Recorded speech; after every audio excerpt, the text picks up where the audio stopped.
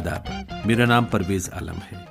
हैं और भी दुनिया में सुखनवर बहुत अच्छे, कहते हैं कि गालिब का है अंदाज़े बयां। और कौन है गालिब और कैसा है उनका अंदाज़े बयां, इसी बात को समझने और समझाने के लिए आज सिनेंक स्टूडियो में मौजूद हैं प्रोफेसर अनीसुर रहमान, जिनकी हाल ही में एक ज़बरदस्त किताब मंजर आम पर आई है, द एसेंशियल गालिब।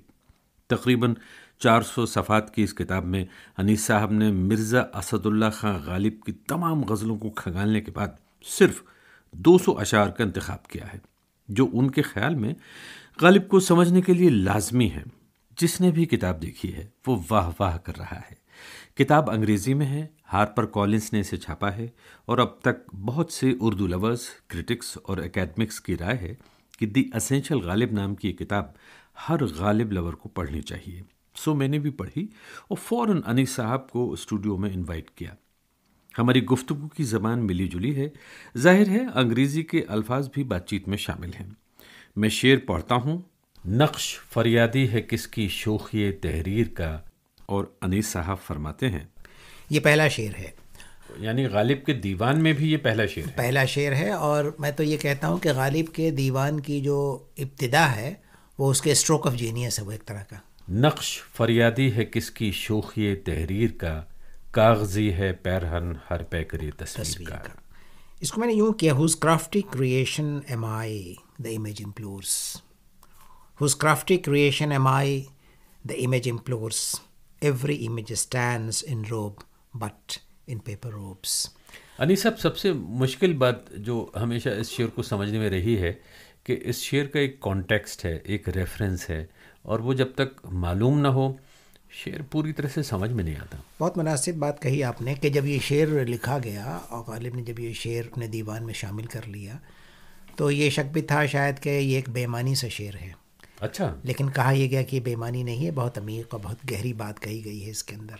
बहुत से लोग इस शेर की तशरीह में बहुत वक्त गुजारा है, मैंने भी बहुत अच्छा खासा वक्त लगाया इसको समझने में, लेकिन मैं इसकी अज़मत का बहुत कायल उस वक्त हुआ जब मैंने इसको पोस्ट कॉलोनियल क्रिटिकल थियरी के तनाजुर में देखने की कोशिश की। और इस तरह अनीस साहब शेर की परतें खोलना शुरू करते हैं। ये तो सिर्फ आगाज़ था। प्रोफेसर अनीसुर रहमान एक लिटरेरी क्रिटिक, ट्रांसलेटर और एकेडमिक की हैसियत से एक लंबे अरसे से अंग्रेज़ी, उर्दू और हिंदी अदब की खिदमत कर रहे हैं। नई दिल्ली में वाक़ सेंट्रल यूनिवर्सिटी जामिया मिल्लिया इस्लामिया में अंग्रेज़ी के प्रोफेसर रहे हैं। रेख्ता फाउंडेशन के आगाज़ के दिनों से ही आपने कई साल सलाहकार की हैसियत से वहाँ ज़िम्मेदारी भी संभाली है। ख़ुद अंग्रेज़ी और उर्दू में शायरी करते हैं और उनकी अंग्रेज़ी में शाये होने वाली किताबों की फहरिस्त भी खासी लंबी है। कुछ नाम सुनिए। अर्दनवेयर 60 पोइम्स, एक और किताब है in translation positions and paradigms, और फिर आती हैं वो 2 किताबें जो अंग्रेज़ी पढ़ने वाले उर्दू लवर्स के लिए उर्दू शायरी की जानिब जाने वाले रास्ते पर कंदीलें रोशन करने का काम करती हैं। वो कहा है ना किसी शायर ने, हमने हर गाम पे सजदों के जलाए हैं चिराग, अब तेरी राह गुज़र लगती है। अनीस साहब की ये 2 मशहूर किताबें हैं हज़ारों ख्वाहिशें ऐसी, the wonderful world of ghazals. इसमें उर्दू गज़ल की तारीख़ 65 शायरों के तारुफ से कराई गई है, और दूसरी किताब है the wonderful world of the Urdu नज़्म। आप समझ ही गए हैं, इसमें उर्दू नज़्म की तारीख़ का सफ़र हम 65 शायरों के कलाम के ज़रिए तय करते हैं। राज़ो न्याज़ की और भी बहुत सी बातें हैं जिनकी गुत्थियाँ बातचीत के दौरान खुलेंगी। तो अनीस साहब गालिब फरमाते हैं कि पूछते हैं वो कि गालिब कौन है, कोई बतलाओ कि हम बतलाएं क्या। पूछते हैं वो कि गालिब कौन है। अब इसमें एक वो जो है वो अदर है, और ज़ाहिर है कि इस किताब में जो मैंने काम किया उससे ताल्लुक़ इसका भी होगा कि हम किस तरह एनालिसिस करते हैं किसी शेर का। और कोई बतलाए कि हम बतलाएं क्या, यानी कि 3 शख्स हैं इसके अंदर, वो, कोई और हम। तो मानी की सतहें खुलती हैं इससे, और यही आपको पता देता है उस शख्स का पेचीदा, बहुत मस्बत मानों में एक ऐसी शख्सियत है आपके सामने जो उसी तरह के अशार कहता है। वो अशार आपको एक नई दुनिया से आपकी पहली बार शायद शनासाई होती है। फिर आप देखते हैं कि नहीं, ये दुनिया तो हमारी जानी पहचानी है, और गालिब वही शायर है जो हमें ख़ास तौर पे उन चीज़ों के करीब ले जाता है जो हमारे सामने है, और उन चीज़ों के करीब ले जाता है उसके ज़रिए जो हमारी नज़रों से ओझल है, और गालिब की अज़मत वहाँ है। इसीलिए शायद इस सवाल का जवाब अगरचे अधूरा है, बहुत बात हो सकती है इस पर। पूछते हैं वो कि गालिब कौन है। ہر محفل میں ہر موقع پہ کہیں نہ کہیں بنا غالب کے لوگوں کا کام بھی نہیں چلتا تقریر کرنے میں یا پڑھانے میں یا کوئی بھی بات کو آگے سمجھانے میں. تو وہ یہ سمجھنا چاہیں گے کہ ان کی شاعری میں ایسا کیا ہے؟ غالب بہت مناسب بات کہی اپنے. غالب ایک ریفرین ہے، یعنی ریفرین سے میری مراد یہ ہے کہ آپ کوئی بات کرتے رہیں اور بیچ بیچ میں وہ بات آپ کو اکثر یاد آتی رہے. تو کسی طرح کا ڈسکورس ہو، سوشل ڈسکورس ہو، فلسافیکل ڈسکورس ہو، روزمرہ کے حالات ہوں، گھریلو گفتگو ہو رہی ہو، تو جیسے کوئی بات بار بار آپ کو یاد آتی ہے، غالب اسی طرح یاد آتے ہیں آپ کو بار بار. اس کی وجہ یہ ہے کہ آپ کا جو اجتماعی حافظہ ہے، جو کلیکٹیو کانشیسنس ہے، اس کا حصہ بن گئے ہیں غالب. اور یہی وجہ ہے کہ غالب کو یعنی بھلائے نہ بنے والی صورت ہے ان کی. جی. اب آپ کا سوال یہ ہے کہ آخر ایسا ہوا کیوں؟ اس کی وجہ یہ ہے کہ دیکھیے شاعر تو بہت ہیں اور ہر زمانے میں بہت شاعروں نے لکھا ہے. اردو غزل کی جو تاریخ، اگر غزلوں کی بات کریں تو 550 سال سے زائد کی تاریخ ہے. امیر خسرو کو اگر آپ چھوڑ دیں اور ان کی واحد غزل اس کا ذکر نہ کریں اس کے باوجود، تو کتنے دور سے ہم گزرے ہیں. اور غالب سے ہماری ملاقات ہوتی ہے 19ویں صدی میں آ کے، اور اس کے پہلے 18ویں صدی جو گولڈن پیریڈ کہا جاتا ہے اردو شاعری کا، اور اردو کی غزلیں جو اس زمانے میں لکھی گئی، خاص طور پہ میر تقی میر اور وغیرہ دوسرے خود غالب کے جو ہم اثر تھے اس میں مومن کا بہت اہم نام ہے جو میرے ذہن میں اکثر آتا ہے. تو غالب کیسے ان تمام شعراء کے درمیان اپنا مقام حاصل کرتے ہیں اور کیسے ہمیں بار بار یاد آتے ہیں، اس کی کئی وجہ ہیں. کہ غالب کے لیے ایک لفظ جو میرے ذہن میں آتا ہے وہ انگریزی کا لفظ اربینٹی. غالب بہت اربین شاعر ہے، زبان کے لحاظ سے، زبان کے اعتبار سے اور خیال کے اعتبار سے. اب کیونکہ انگریزی کا لفظ آپ نے یہاں پہ استعمال کیا ہے تو جی ہاں، ایک عام ہندی اردو بولنے والا جو ہے، اربن اور اربین میں فرق میں کر رہا ہوں. اربینٹی کا شاعر ہے، یعنی اس کے ہاں جو زبان ہے وہ بہت لمبا سفر طے کر کے ان کے ہاتھوں پہنچی ہے.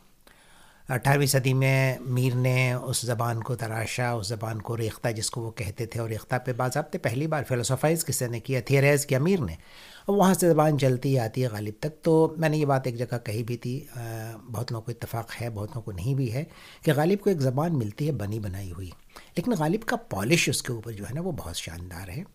تو ایک تو یہ مسئلہ ہے، ایک تو یہ معاملہ ہے جس کی وجہ سے غالب بہت اہم شاعر ہے ہمارے لیے زبان کے اعتبار سے. دوسرا یہ ہے جو فکر ہے، جو خیال ہے، اور اس کے اندر جو اس کی بلندی ہے، پرواز جو ہے، یعنی تخیل کی بلندی، تخیل کا پرواز، اور اس کے اندر جو فلسفیانہ موشگافیاں جس کو آپ کہتے ہیں، فلسافیکل انڈر پیننگس جو اس کے اندر ہے، تو اس کے اندر بھی بہت اربین ہے وہ شاعر. بہت ایک آپ یہ کہیں کہ پیچیدگی اور میچیورٹی دونوں کی وہ اعلیٰ سطح ہے جو غالب نے حاصل کی ہے اپنے زبان اور اپنے خیال کے اعتبار سے. اور یہی وجہ ہے کہ غالب ہر سطح پہ ہمیں دیکھیے، ضروری نہیں، ایک بات خاص طور پہ ہمیں سمجھنی چاہیے کہ اگر کوئی فلسفیانہ نقطہ ہے تو ضروری نہیں کہ عام انسان اس کو نہ سمجھے. غالب کبھی کبھی اپنے فلسفیانہ نقطے کو بھی بہت آسانی سے سمجھا جاتے ہیں، اور کبھی بہت عام اور معمولی سے نقطے کو بھی ایسا فلسفیانہ بنا دیتے ہیں کہ بہت تعجب ہوتا ہے آپ سے کہ کس طرح غالب ہمارے ذوق کے ساتھ کھیلتے ہیں اور کس طرح ہمیں وہ مجبور کرتے ہیں کہ ہم کس طرح اس شعر کو سمجھنے کی کوشش کریں. کیا بات ہے، بہت عمدہ طریقے سے آپ نے ایک یہ بات ہمیں سمجھائی ہے. میں ظاہر سی بات ہے جب غالب کے اشعار کی طرف آؤں گا اور جب آپ ان کا تجزیہ کریں گے، ان کی تشریح کریں گے، ان کو ایکسپلین کریں گے، ان کے معنی ہم اور آپ مل کر سمجھنے کی کوشش کریں گے، تو میں سمجھتا ہوں کہ جو غالب کے بارے میں جو باتیں کہی جاتی ہیں یا پڑھی جاتی ہیں یا پڑھائی جاتی ہیں، وہ ایسے ایسے کر کے جو سامعین ہیں، شروتا ہیں، ان کی سمجھ میں ضرور آئیں گی کہ آخر غالب اتنا بڑا شاعر کیوں ہے. تو ہے یہ کہ آپ کی کتاب کا نام ہے دی ایسینشیل غالب، جی، اور اس کو ہارپر کالج نے چھاپا ہے.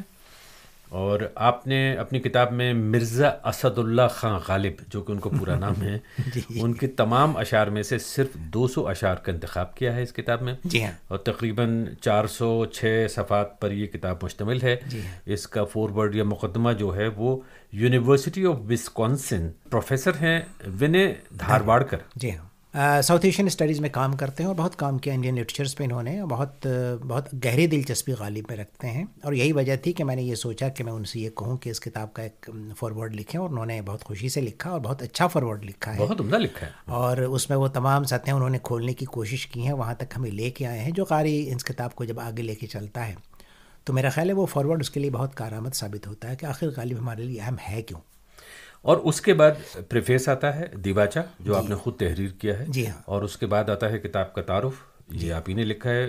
پوچھتے ہیں وہ کہ غالب کون ہے، یہ آپ نے اس کو عنوان دیا ہے، جو خاصا تفصیلی ہے یہ مضمون ایک کتاب میں. اور اس کے بعد انیس صاحب آخر میں یعنی کہ غالب کی شاعری اور اشعار کے انتخاب سے پہلے آپ نے ایک ٹائم لائن فراہم کی ہے ہم سب کے لیے کہ جو سن 1750 سے غالب کو ٹریس کرتی ہے، ان کی زندگی کو، ان کے آبا و اجداد کو.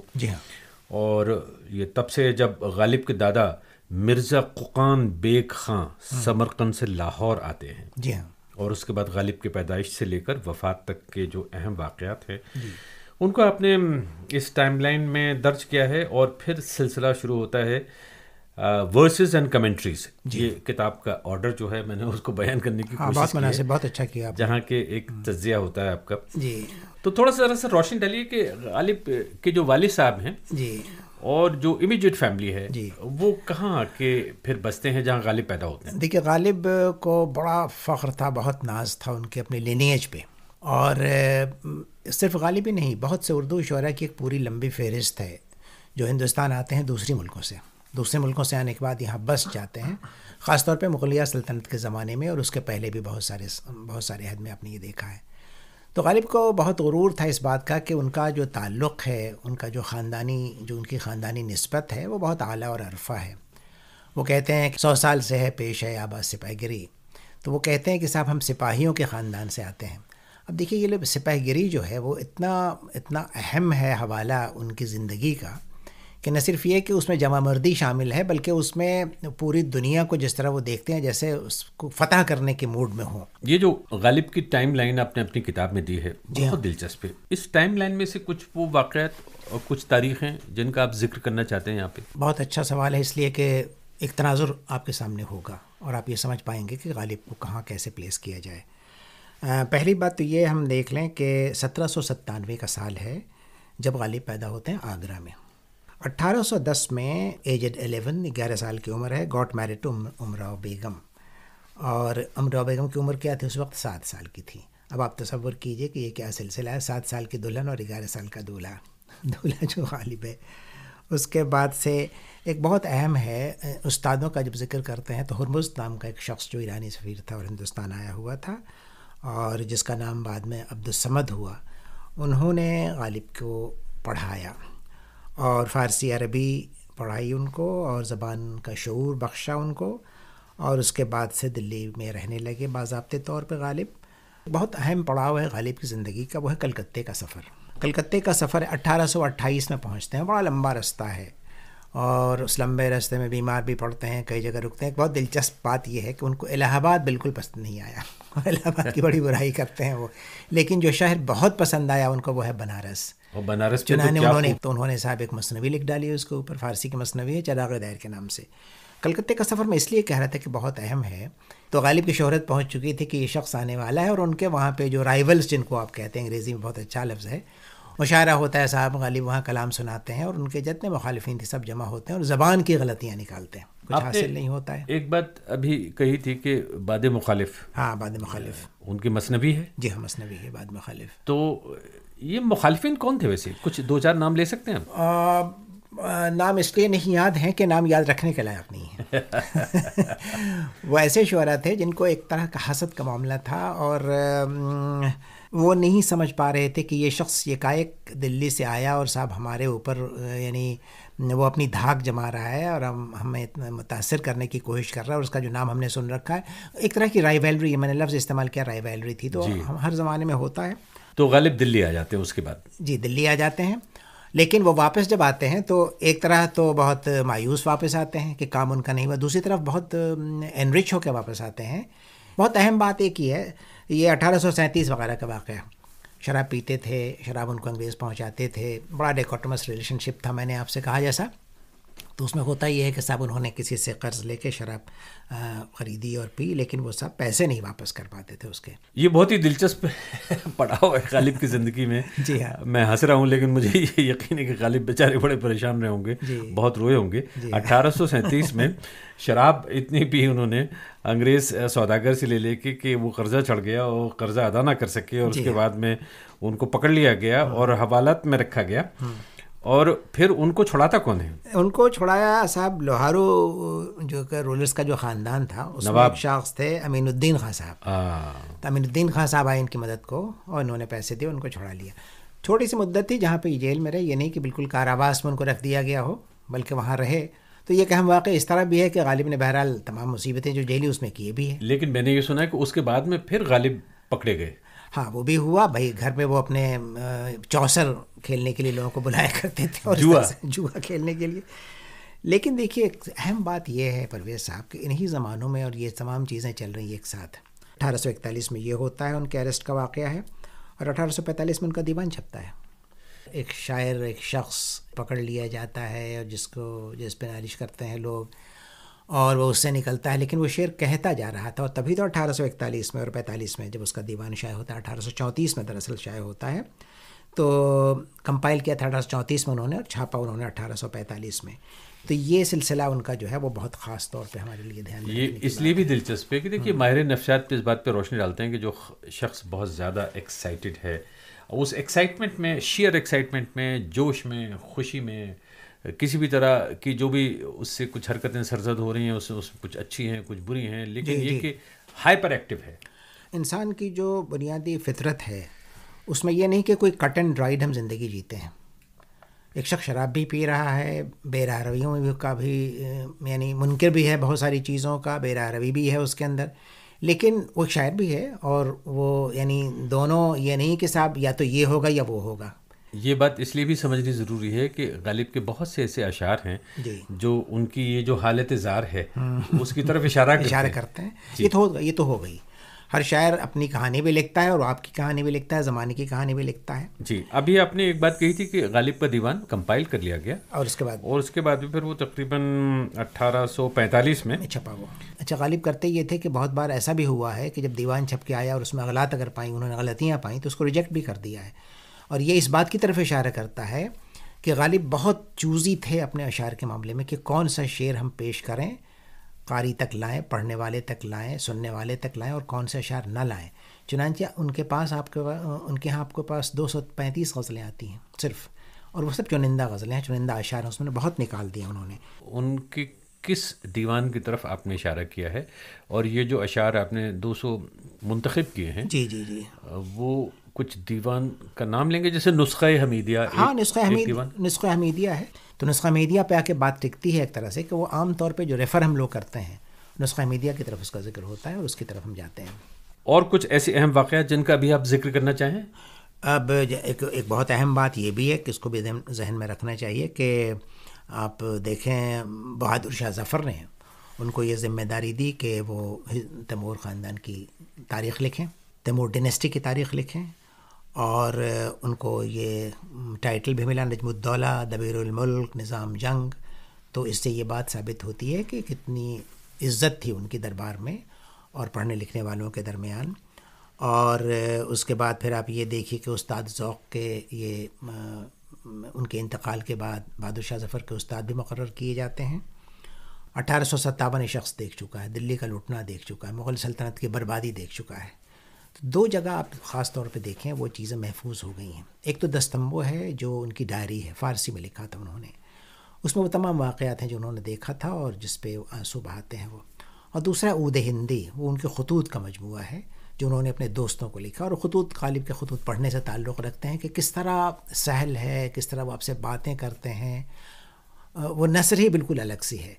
تو پروفیسر انیس الرحمان صاحب, آپ نے یہ جو ٹائم لائن لکھی ہے اس سے بڑی مدد ہو جاتی ہے, ایک جھلک میں تھوڑا سا غالب کو سمجھنے میں مدد ہو جاتی ہے. اور پھر اس کے بعد میں ان کے اشعار کا سلسلہ شروع ہوتا ہے. جی, جن 200 اشعار کا آپ نے اس میں کتاب میں انتخاب کیا ہے, ان میں ہر شعر کے لیے آپ نے 2 صفحات پیجز رکھے ہیں. جی, ایک پیج پر پہلے اردو میں شعر ہے, پھر وہی شعر ہندی لپی میں ہے اور دیوناگری میں ہے, اور یہی شعر انگریزی یا رومن اسکرپٹ جس کو ہم لوگ کہتے ہیں اس میں بھی آپ نے درج کیا ہے. تو جس کو اگر ہندی اسکرپٹ نہیں آتا یا اردو اسکرپٹ نہیں آتا, وہ بھی اس شعر کو پڑھ سکتا ہے اصلی زبان میں. اور اس میں اچھی بات یہ کہ جو تلفظ ہے اردو کا, اس کا بہت خیال رکھا ہے کہ کس طرح سے کون سا لفظ کس طرح بولا جاتا ہے. جی شکریہ. اور ساتھ میں مشکل الفاظ کے اپنے معنی بھی فراہم کیے ہیں اس میں. جی, اور اسی پیج پر آپ نے منتخب شعر کا انگریزی میں ترجمہ بھی کیا ہے. جی ہاں. اور سامنے جو دوسرا پیج کھلتا ہے اس پر انگریزی میں شعر کے حوالے سے کمنٹری ہے. جی ہاں. یعنی ایکسپلینیشن ہے، تشریح ہے، تجزیہ ہے. اور صاحب اس طرح سے یہ کتاب شروع ہوتی ہے. اور جو سب سے پہلا شعر ہے وہ ہے نقش فریادی ہے کس کی شوخی تحریر کا، کاغذی ہے پیرہن ہر پیکر تصویر کا. جی یہ پہلا شعر ہے. یعنی غالب کے دیوان میں بھی یہ پہلا شعر ہے. پہلا شعر ہے. اور میں تو یہ کہتا ہوں کہ غالب کے دیوان کی جو ابتدا ہے وہ اس کے اسٹروک آف جینیس ہے، وہ ایک طرح کا. نقش فریادی ہے کس کی شوخی تحریر کا، کاغذی ہے پیرہن ہر پیکر تصویر کا. اس کو میں نے یوں کیا، whose crafty creation am I the image implores, whose crafty creation am I the image implores, every image stands in robe but in paper روبس. انیس صاحب سب سے مشکل بات جو ہمیشہ اس شعر کو سمجھنے میں رہی ہے کہ اس شعر کا ایک کانٹیکسٹ ہے، ایک ریفرنس ہے، اور وہ جب تک معلوم نہ ہو شعر پوری طرح سے سمجھ میں نہیں آتا. بہت مناسب بات کہی آپ نے کہ جب یہ شعر لکھا گیا اور غالب نے جب یہ شعر اپنے دیوان میں شامل کر لیا تو یہ شک بھی تھا شاید کہ یہ ایک بے معنی سا شعر ہے. اچھا. لیکن کہا یہ گیا کہ یہ بے معنی نہیں ہے، بہت عمیق اور بہت گہری بات کہی گئی ہے اس کے اندر. بہت سے لوگ اس شعر کی تشریح میں بہت وقت گزارا ہے، میں نے بھی بہت اچھا خاصا وقت لگایا اس کو سمجھنے میں، لیکن میں اس کی عظمت کا بہت قائل اس وقت ہوا جب میں نے اس کو پوسٹ کلونیل کرٹیکل تھیوری کے تناظر میں دیکھنے کی کوشش کی. یہ جو پرویز صاحب یہ جو پوسٹ کلونیل جو زمانہ ہے، جو یہ زندگی جو ہم جی رہے ہیں، اس میں ڈسکورس آف پاور کیا ہے، پاور لیسنس کیا ہے، پاور کا استعمال کس طرح ہوتا ہے، یہ دراصل اس کی تشریح و تفسیر ہے یہ شعر. اس لحاظ سے اگر آپ دیکھیں تو اس کے پیچھے ایک تاریخ ہے کہ ایران میں اگر کوئی شخص جس کے اوپر ظلم ہوا ہو اور وہ بادشاہ کے پاس جاتا ہے تو کیسی فریاد کرتا ہے، کس طرح فریاد کرتا ہے. کس طرح؟ وہ اس طرح کرتا ہے کہ صاحب کاغذ کا پیرہن ہوتا ہے، خون کے چھینٹے پڑے ہوئے ہوتے ہیں اس کے اوپر، اور وہ بادشاہ کے سامنے فریادی ہے کہ صاحب مجھے انصاف ملے، میرے ساتھ بہت ایسا ہوا جو نہیں ہونا چاہیے تھا. تو یہ ریفرنس، یہ الوژن وہاں سے آتا ہے. اور جب وہاں سے آتا ہے تو غالب کس طرح اس الوژن کو کس طرح استعمال کرتے ہیں شعر میں. آپ دیکھیے کس کی تحریر کا نقش فریادی ہے، کس کی شوخی تحریر کا. کیا یہ ایمپرر ہے؟ کیا یہ پاور کا سمبل ہے؟ کیا یہ خدا ہے؟ انسان کیا وہ بالکل محض مجبور شخص ہے جس کے اختیار میں کچھ نہیں اور اسے سفر ہی کرنا ہے؟ اور کاغذی ہے پیرہن، یعنی یہ زندگی جو ہے اپنے آپ میں بہت ٹیمپرری ہے، کاغذی ہے.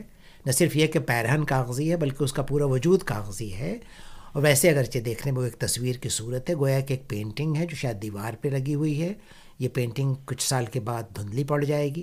اتنے پرتیں ہیں معنی کے اس کے کہ اگر آپ اس کے اندر جائیں تو ایسا لگتا ہے کہ غالب کی پہلی ملاقات جو دیوان میں آپ سے ہوتی ہے ایک بہت یعنی بسیط اور عمیق، اور جو الفاظ بھی آپ استعمال کر سکتے ہیں، ایک ایسی دنیا میں آپ کو وہ لے جاتے ہیں کہ جو فلسفے کی دنیا ہے. اور کہیں لوگ یہ بھی سمجھتے ہیں کہ یہ غالب کی بے باکی ہے، کسی حد تک گستاخی ہے کہ جو کریٹر ہے، جو دنیا بنانے والا ہے، کہہ سکتے ہیں آپ دنیا بنانے والا ہے، اس کو چیلنج کرتے ہوئے یہ بات کہہ رہے ہیں. بالکل آپ صحیح کہہ رہے ہیں، ایسا ہوا ہے. اور صرف غالب نے نہیں بلکہ بہت سے شاعری کا تو کمال یہ ہے کہ شاعری چیلنج کرتی ہے نا. شاعری ہمیشہ ان چیزوں کو ایکسیپٹ نہیں کرتی جو سامنے ہیں آپ. تو کیا شکایت ہے ان کی خدا سے اگر ہم اس معنی کو سمجھیں تو؟ خدا سے شکایت اگر دیکھیں کہ خدا سے شکایت ہے یا خدا کے کسی بندے سے شکایت ہے، کیا وہ بندہ اپنے کو خدا سمجھ بیٹھا ہے، یہ سبھی پہلو ہیں اس کے اندر. یعنی بادشاہ جو ہے وہ اپنے کو خدا سمجھا بیٹھا ہے اور نتیجتاً اس کے اختیار میں ہے، قبضہ قدرت میں ہے، وہ جس کو چاہے جس طرح چاہے اس کو ستا سکتا ہے، یا اس کی یعنی جس طرح سے شعر میں غالب کہتے ہیں کہ فریاد کرنے والا ہے وہ، اور اتنا ستایا ہوا اور اتنا دکھا ہوا ہے کہ وہ فریاد کرتا ہوا آتا ہے آپ کے سامنے. تو یہ سب سطحیں ہیں اور اس کی پرتیں ہیں معنی کے جو اس کے اندر اس شعر کے اندر آتی ہیں. تو یہ شخص جو بادشاہ ہے وہ بھی دراصل ایک بندہ ہے، اور وہ شخص جو اس کے سامنے آیا وہ بھی بندہ ہے. تو دو بندے ہیں یہاں پہ، اور اس کو نیریٹ کرنے والا ایک شاعر ہے جو اس کہانی کو ہمیں سنا رہا ہے. تو گویا ایک تاریخ ہے اس کے اندر، تاریخ کی پوری کہانی ہے، فلسفے کا پورا سلسلہ ہے، اور ایک متھ ہے جو کریٹ ہو رہا ہے، ایک الوژن ہے جس کے سہارے یہ بات کہی جا رہی ہے. تو یہ سمبل سے آگے کی بات ہو رہی ہے یہاں پہ، یہ طرح کے متھ کریٹ کرتے ہیں. جی آپ نے اس کتاب میں کیا کیا ہے، میں یہاں پہ بھی ذرا سا لوگوں کو کانفیڈنس میں لے کے چلتا ہوں ساتھ میں. ہاں بتائیں. کہ جنہوں نے یہ کتاب نہیں دیکھی ہے تو اس میں کیا ہوا ہے کہ بعض غزلیں ایسی ہیں ان کے آپ نے کئی اشعار منتخب کیے ہیں، ان کا سلیکشن کیا ہے، اور بہت ساری غزلیں ایسی ہیں جو کہیں اس میں نظر بھی نہیں آتی، ان کا کوئی شعر بھی نہیں ہے کہیں دور دور. خیر، اسی غزل کا ایک اور شعر آپ نے لیا ہے اپنی ہی کتاب میں، اور یہ لوگوں کے ذہن میں رہے کہ صرف 200 اشعار ہیں غالب کے سینکڑوں ایک سے ایک عمدہ اشعار میں سے. بہرحال آپ نے اسی غزل کا ایک اور شعر لیا ہے، جذبہ بے اختیار شوق دیکھا چاہیے، سینہ شمشیر سے باہر ہے دم شمشیر کا. جی ہاں، بالکل صحیح کہا آپ نے، یہ اسی غزل کا دوسرا شعر ہے. یہ اس کا تجزیہ کیا ہے، اس کے معنی کیا ہے؟ ارے صاحب بہت معنی اس کے، بہت خوبصورت شعر ہے میرے خیال سے یہ. اب اگر میں آپ کے سننے والے اگر یہ سن لیں تو شاید کچھ اور بات واضح ہو جاتی ہے اگر میں انگریزی میں اس کا ترجمہ سناؤں. This uncontrollable passion, this ardor, is worth a watch indeed. The sparkle of a scimitar shows beyond its breadth, beyond its breed. اب آپ شمشیر کا تصور اپنے ذہن میں لائیے اور اس کی چمک کو دیکھیے. تلوار. اور آپ یہ دیکھیے کہ سینہ شمشیر سے باہر ہے دم شمشیر کا. اب شمشیر میں کتنی طاقت ہے، اس کی صرف چمک نہیں ہے بلکہ اس چمک میں کتنی طاقت ہے، وہ کس طرح یعنی، اور یہ یعنی جذبہ بے اختیار شوق دیکھا چاہیے. یعنی شمشیر وہ ہے جس کی جو اپنی اس چمک کو اور اپنی جو ریڈینس ہے اس کو سنبھال نہیں پا رہا ہے. تو یہ ڈیزائر کا بھی سمبل ہے ایک طرح سے، اور آپریشن کا بھی سمبل ہے، اور یہ سمبل اس بات کا بھی ہے کہ بہت سی چیزیں ہمارے دل میں کروٹ لیتی رہتی ہیں جس کو آپ تمنا کہتے ہیں، اس تمنے کا بھی اظہار ہے. لیکن آپ دیکھیے غالب یعنی اتنا آسان نہیں ہے کہ غالب کو ہم ایک گفتگو یا کسی ایک مطالعے کے ذریعے سے سمجھ جائیں. یہ اس غالب کے بہت لاجواب اشعار میں ہے. آپ نے ایک ذکر ابھی یہ کہا کہ صاحب ان کے 200 اشعار ہم نے لیے ہیں، بالکل صحیح ہے. اب سوال ہے کوئی کیا کرے، غالب جیسا شاعر ہے، 235 صرف 235 غزلیں ہیں اردو میں جو ان کے دیوان غالب میں ہیں، اور ہر غزل میں 5 7 8 اشعار ملتے ہیں آپ کو، اور اس میں سے اس ناچیز کو 200 اشعار لینے تھے، اس لیے کہ کتاب کی بھی ایک بہرحال وہ میں سمجھتا ہوں کہ 400 صفحات. اچھا اب یہ میری مجبوری دیکھیے کہ اب میں 200 اشعار کو شامل کروں گا تو بہت لمبی یہ سیریز ہوتی چلی جائے گی. نہیں وہ تو میں نے کیا کیا ہے، اب یہاں پہ اب لوگ ہو سکتا ہے میری کسی بات کا برا مانے کہ میں نے ان 200 میں سے بھی کچھ کا انتخاب کر لیا ہے. یہاں پہ میری سمجھ یا نہ سمجھ ہی کہیے اس کا یہاں پہ دخل آ جاتا ہے.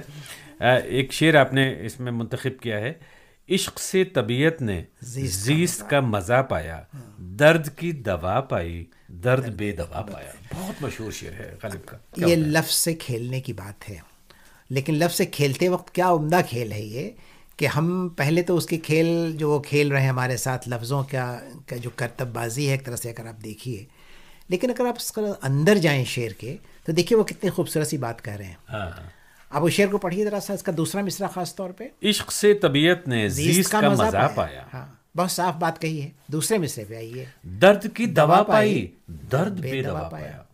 یعنی عشق درد بھی ہے اور اس کی دوا بھی ہے، لیکن وہ بے دوا ہے، اور عشق ایک بیماری بھی ہے، اور عشق ایک تصور بھی ہے، ایک خوبصورتی بھی ہے، اور عشق جو ہے وہ بہت خوبصورت ایک تجربہ بھی ہے.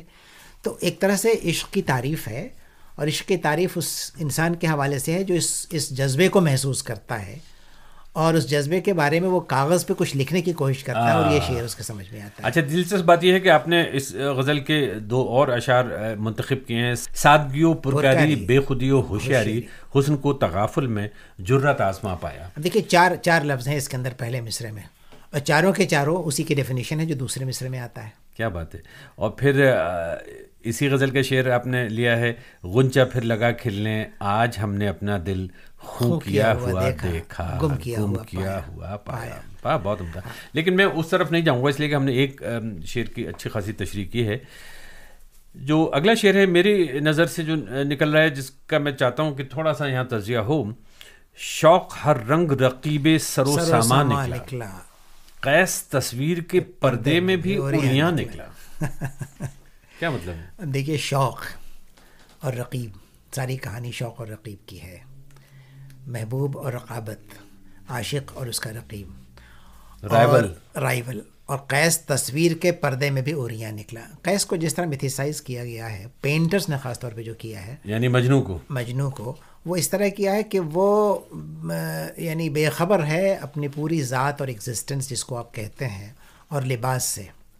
تو غیث کو آپ جس طرح بھی دیکھیں وہ اوریاں ہیں. اوریاں صرف لباس کے اعتبار سے نہیں ہیں بلکہ اس کی خواہشات اس قدر اوریاں ہیں کہ وہ خود اس کے اپنے کنٹرول میں نہیں ہیں, خود اس کے اپنے قابو میں نہیں ہیں. تو تصویر کے پردے اگر آرٹسٹ چاہتا ہے کہ وہ اس کو پردہ ڈالے اس کے جسم پہ, باوجود اس کے وہ نہیں ڈال پاتے, اس لیے کہ قیس اوریاں ہے.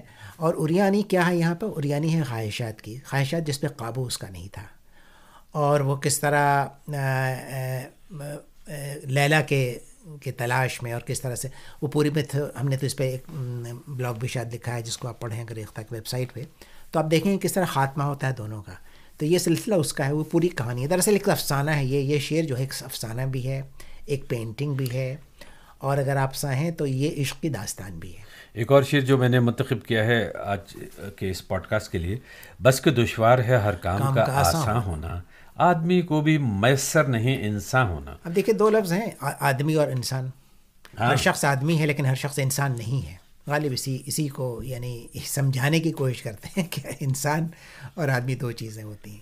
اور اسی غزل کا ایک اور شعر آپ نے پھر منتخب کر لیا کہ میرے قتل کے بعد اس نے جفا سے توبہ, ہائے اس زود پشیماں کا پشیماں ہونا. تو یہ بھی ایک بہت اچھا ایک موڈ ہے, زود پشیماں کا پشیماں ہونا. ذرا بتائیے.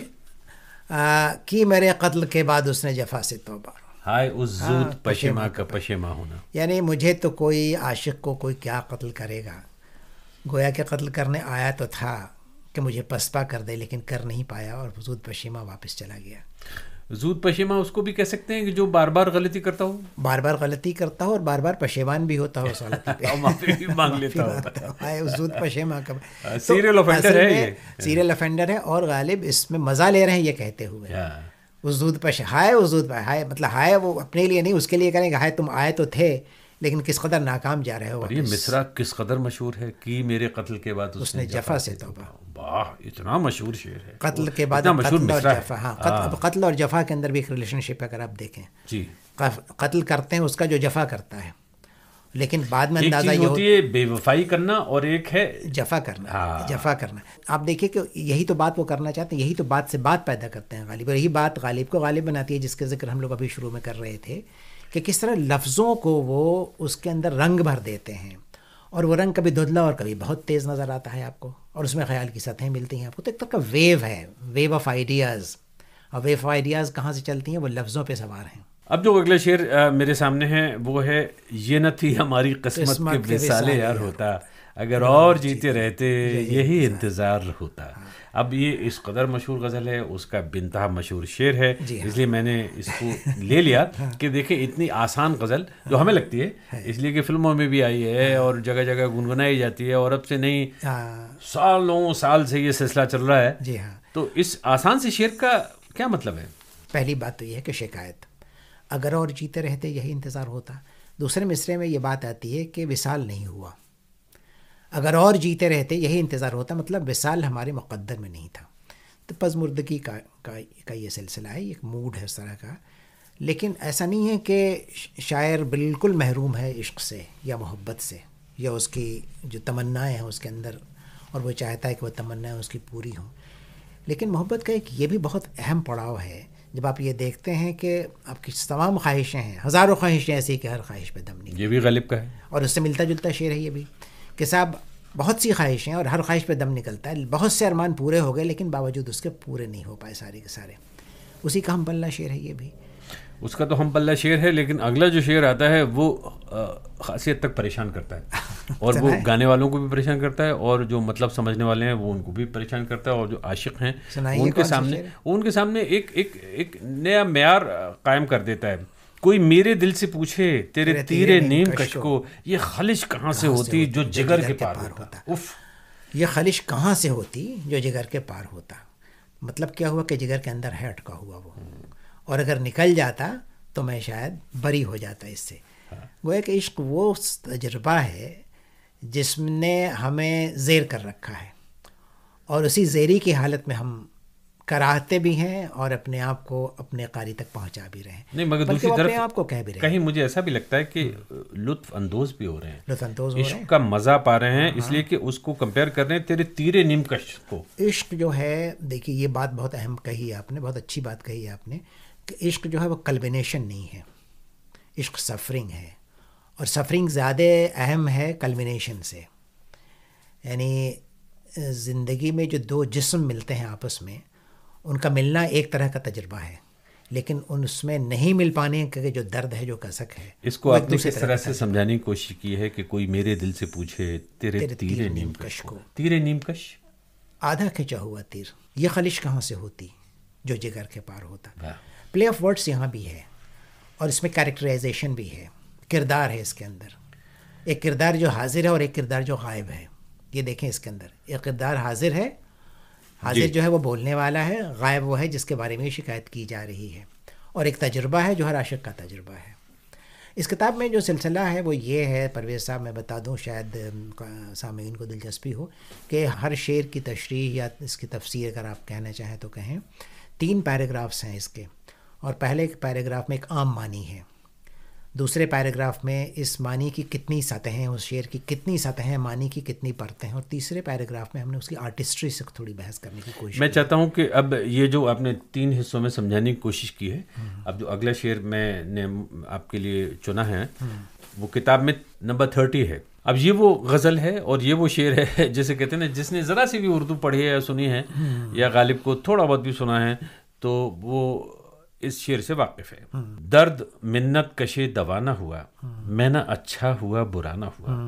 اس میں وہ کیا 3 پرتیں ہیں؟ اب دیکھیے، میں نہ اچھا ہوا برا نہ ہوا، کئی چیزیں کہنا چاہ رہے ہیں. پہلی بات تو یہ ہے کہ کیا دوا نے کام نہیں کیا، ایک بات. دوسری بات یہ ہے کہ کیا درد میں پڑے رہنا ان کو پسند تھا.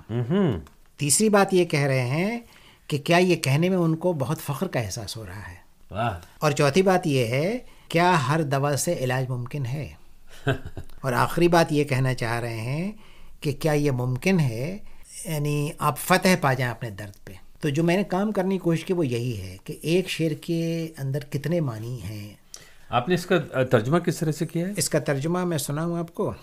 درد منت کشے دوا نہ ہوا، میں نہ اچھا ہوا برا نہ ہوا. میں نے کیا، my pain wasn't obliged to drug to get a cure for sure. That I didn't get well wasn't too bad to endure. اب میرے سامنے جو شعر ہے وہ اس لیے بھی بہت بار بحث کا موضوع بنتا ہے تو اس سے یہ پتہ لگتا ہے کہ غالب کتنے irreverent ہیں اور کس حد تک وہ پہنچ سکتے ہیں، وہ باتیں کہہ سکتے ہیں. نہ تھا کچھ تو خدا تھا، کچھ نہ ہوتا تو خدا ہوتا، ڈبویا مجھ کو ہونے نے، نہ ہوتا میں تو کیا ہوتا. جی ہاں. اب یہ سلسلہ بہت دلچسپ ہے کہ بندہ اور خدا دونوں کا جو تعلق ہے، اور دونوں کہاں کھڑے ہیں ایک دوسرے کے مقابل یا مخالف. اس لحاظ سے اگر آپ سمجھنا چاہیں تو آپ دیکھیے، خدا جو ہے ایک اکیلی ریالٹی ہے، تنہا حقیقت ہے جو عام طور پہ انسان سمجھتا ہے. ایک معنی تو یہ ہے کہ خدا تنہا ہے اور ایک حقیقی ایسا ایک ایبسٹریکٹ آئیڈیا ہے لیکن حقیقت ہے. دوسرا ایک پہلو یہ ہے کہ خدا اس وقت بھی تھا جب ہم خدا سے واقف نہیں تھے. جب دنیا نہیں بنی تھی تو وہی تھا جس نے اس کو خلق کیا. تیسرے معنی یہ سمجھ میں آتے ہیں کہ پہلے خدا نے دنیا کو بنایا، اس کے بعد پھر اس دنیا میں رہنے والے کو بسایا تاکہ اس کا اس سے کوئی رشتہ قائم ہو سکے. اس لیے کہ شعر کہتا ہے، ڈبویا مجھ کو ہونے نے، نہ ہوتا میں تو کیا ہوتا. ہاں، تو کئی معنی کے سطح ہیں. لے وہ اب وہ جو غالب جو کہہ رہے ہیں وہ تو وہاں انہیں وہ تو ایسے کچھ کتنے پیرینیل کوشچنس ہیں جو ہم سب کہیں نہ کہیں سوچتے آئے ہیں کہ بھائی مطلب ہوا کیا ہے، دنیا کس طرح سے بنی ہے. لیکن یہ جو کہہ رہے ہیں ڈبویا مجھ کو ہونے نے، نہ ہوتا میں تو کیا ہوتا. اب دیکھیے، اس میں انسان کے دونوں سطح ہیں. ڈبویا مجھ کو ہونے نے، یعنی میرے اندر تو کوئی بساط ہی نہیں ہے، میری تو کوئی قوت ہی نہیں ہے، مجھے تو ڈبو دیا.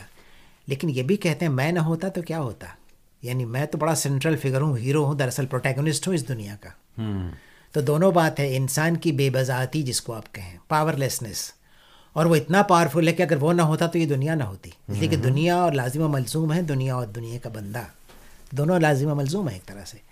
یہ پرتیں ہیں غالب کے ہاں جو کھلتی ہیں جب شعر کے اندر آپ جاتے ہیں، اور تب آپ سمجھتے ہیں کہ غالب کے ہاں یہ جو کاریگری ہے شعر کے اندر، اور جو زبان سے کھیلنا ہے، اور جو نئے نئے میٹافرز تیار کرتا ہے وہ شخص. اور یہی وجہ ہے کہ غالب ہے، اور اسی لیے میں نے اپنی کتاب میں لکھا کہ غالب has been an unfinished project for every one as for me. یہ ایک انفنشڈ پروجیکٹ ہے، کسی کے لیے مکمل نہیں ہوا. اور آج بھی جو ہم بات کر رہے ہیں، آج بھی جس طرح سے ایکسپلین کر رہے ہیں، مجھے یقین ہے کہ بہت سارے ایسے سننے والے ہوں گے جو ان کو لگے گا کہ وہ اتفاق نہیں کرتے اور ان کی نظر میں اس شعر کا مطلب کچھ اور ہے. بالکل ممکن, جو بڑی اچھی بالکل بات ہے, ممکن بہت ہے. اچھی اور یہی وجہ ہے کہ غالب کی اتنی شرحیں ملتی ہیں آپ کو. جی یہی وجہ ہے کتنے اور لکھی جا رہی ہیں اور لکھی جائیں گی. بالکل. تبھی کہتا ہوں میں کہ انفنش پروجیکٹ ہے, کبھی یہ مکمل نہ ہوا ہے نہ ہونے والا ہے. بہت عمدہ اور ہر بڑا شاعر ایسے ہی ہوتا ہے. اچھا, اگلا جو شعر ہے اس کا ایک مصرع پھر میں کہوں گا کہ لاکھوں بار دہرایا گیا ہے. بلبل کے کاروبار پہ ہیں خندہ ہائے گل, بلبل کے کاروبار پہ ہیں خندہ ہائے گل, کہتے ہیں جس کو عشق خلل ہے دماغ کا. دیکھیں اس میں جو مشرع مشہور ہوا وہ دوسرا والا ہوا, دوسرا والا اس لیے کہ پہلا والا مشرع بہت پیچیدہ ہے. جی اسی لیے تو مجھے سمجھنا ہے. بلبل کے کاروبار پہ ہیں خندہ ہائے گل. اب گل اور بلبل دو میٹافرس ہیں اردو شاعری کے, غزل کی شاعری کے خاص طور پہ. عام طور پہ بلبل کا استعمال کس طرح سے ہوتا ہے؟ بلبل کا استعمال اس طرح ہوتا ہے کہ ایک طرح کی لانگنگ ہے اور گل کے بغیر اس کا وجود ممکن نہیں ہے. پھول کے بنا اس کا وجود ممکن نہیں ہے. اور بہت سے اشعار ہیں غالب کے, گل صرف غالب کا نہیں بلکہ ہر شاعر کے ہیں, گل اور بلبل ایک بہت اسٹاک میٹافر ہے. یعنی ایک لور ہے دوسرا بیلوڈ ہے نا. ایک نیچر کا ریپرزنٹیٹیو ہے, ایک انسان کا ریپرزنٹیٹیو ہے. گل بھی ہے بلبل بھی ہے. تو یہ جو بلبل ہے وہ انسان بھی ہے اور گل جو ہے وہ اس کا دلچسپ محبوب ہے. تو کئی ساتے ہیں اس کے. تو کہتے ہیں جس کو عشق خلل ہے دماغ کا, یعنی معلوم ہے بلبل کو کہ وہ اس کو فنا ہو جانا ہے, باوجود اس کے وہ یعنی اس کو قرار نہیں, چین نہیں, اور اس کے ساتھ وہ ہے ہمیشہ. تو قرار نہیں ہے, چین نہیں ہے, اور اس کے ساتھ اس کو رہنا مقصود ہے, لیکن اس کو فنا ہو جانا یہ بھی اس کو معلوم ہے. تو ایک طرح کا ایک میلنکلی ہے, ایک میلنکولک افیئر ہے جو اس کے اندر آپ کو صاف طور پر نظر آ رہا ہوگا. آپ نے اس کا ترجمہ کس طرح سے کیا ہے, سمجھایا کیسے؟ یہ ہے The bulbul sing song makes the flowers all jolly. What's called love is nothing but human mind's folly. کہتے ہیں جس کو عشق خلل ہے دماغ کا. بہت عمدہ. What's called love is nothing but human mind's folly. اچھا, میرے سامنے جو میری پسند کا شعر ہے, اب انفارچونیٹلی بد نصیبی سے ہوا یہ ہے کہ آپ نے 200 سلیکٹ کر لیے اور میں نے اپنے سننے والوں کی آسانی کے لیے ان میں سے کچھ شعر چھانٹے ہیں.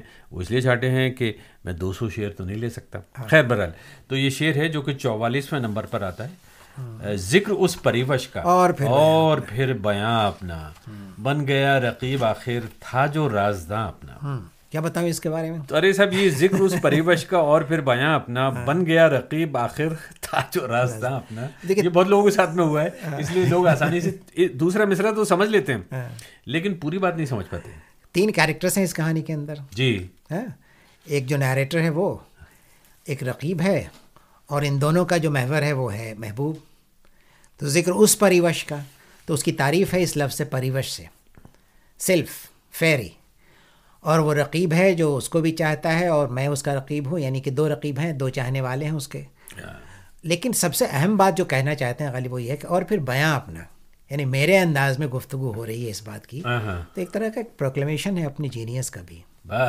یہ اپنی جینیس کا پروکلیمیشن ہے, اور as a poet and as a lover as well. دونوں طریقے سے اگر آپ دیکھیے, ذکر اس پریوش کا وہ تو کوئی بھی کر دے گا, لیکن میرے بیان دیکھیے آپ کہ میں کس طرح اس کو پریزنٹ کرتا ہوں. اور اتنا اچھا میں نے پریزنٹ کیا کہ جو رازداں تھا وہ میرا رقیب ہو گیا.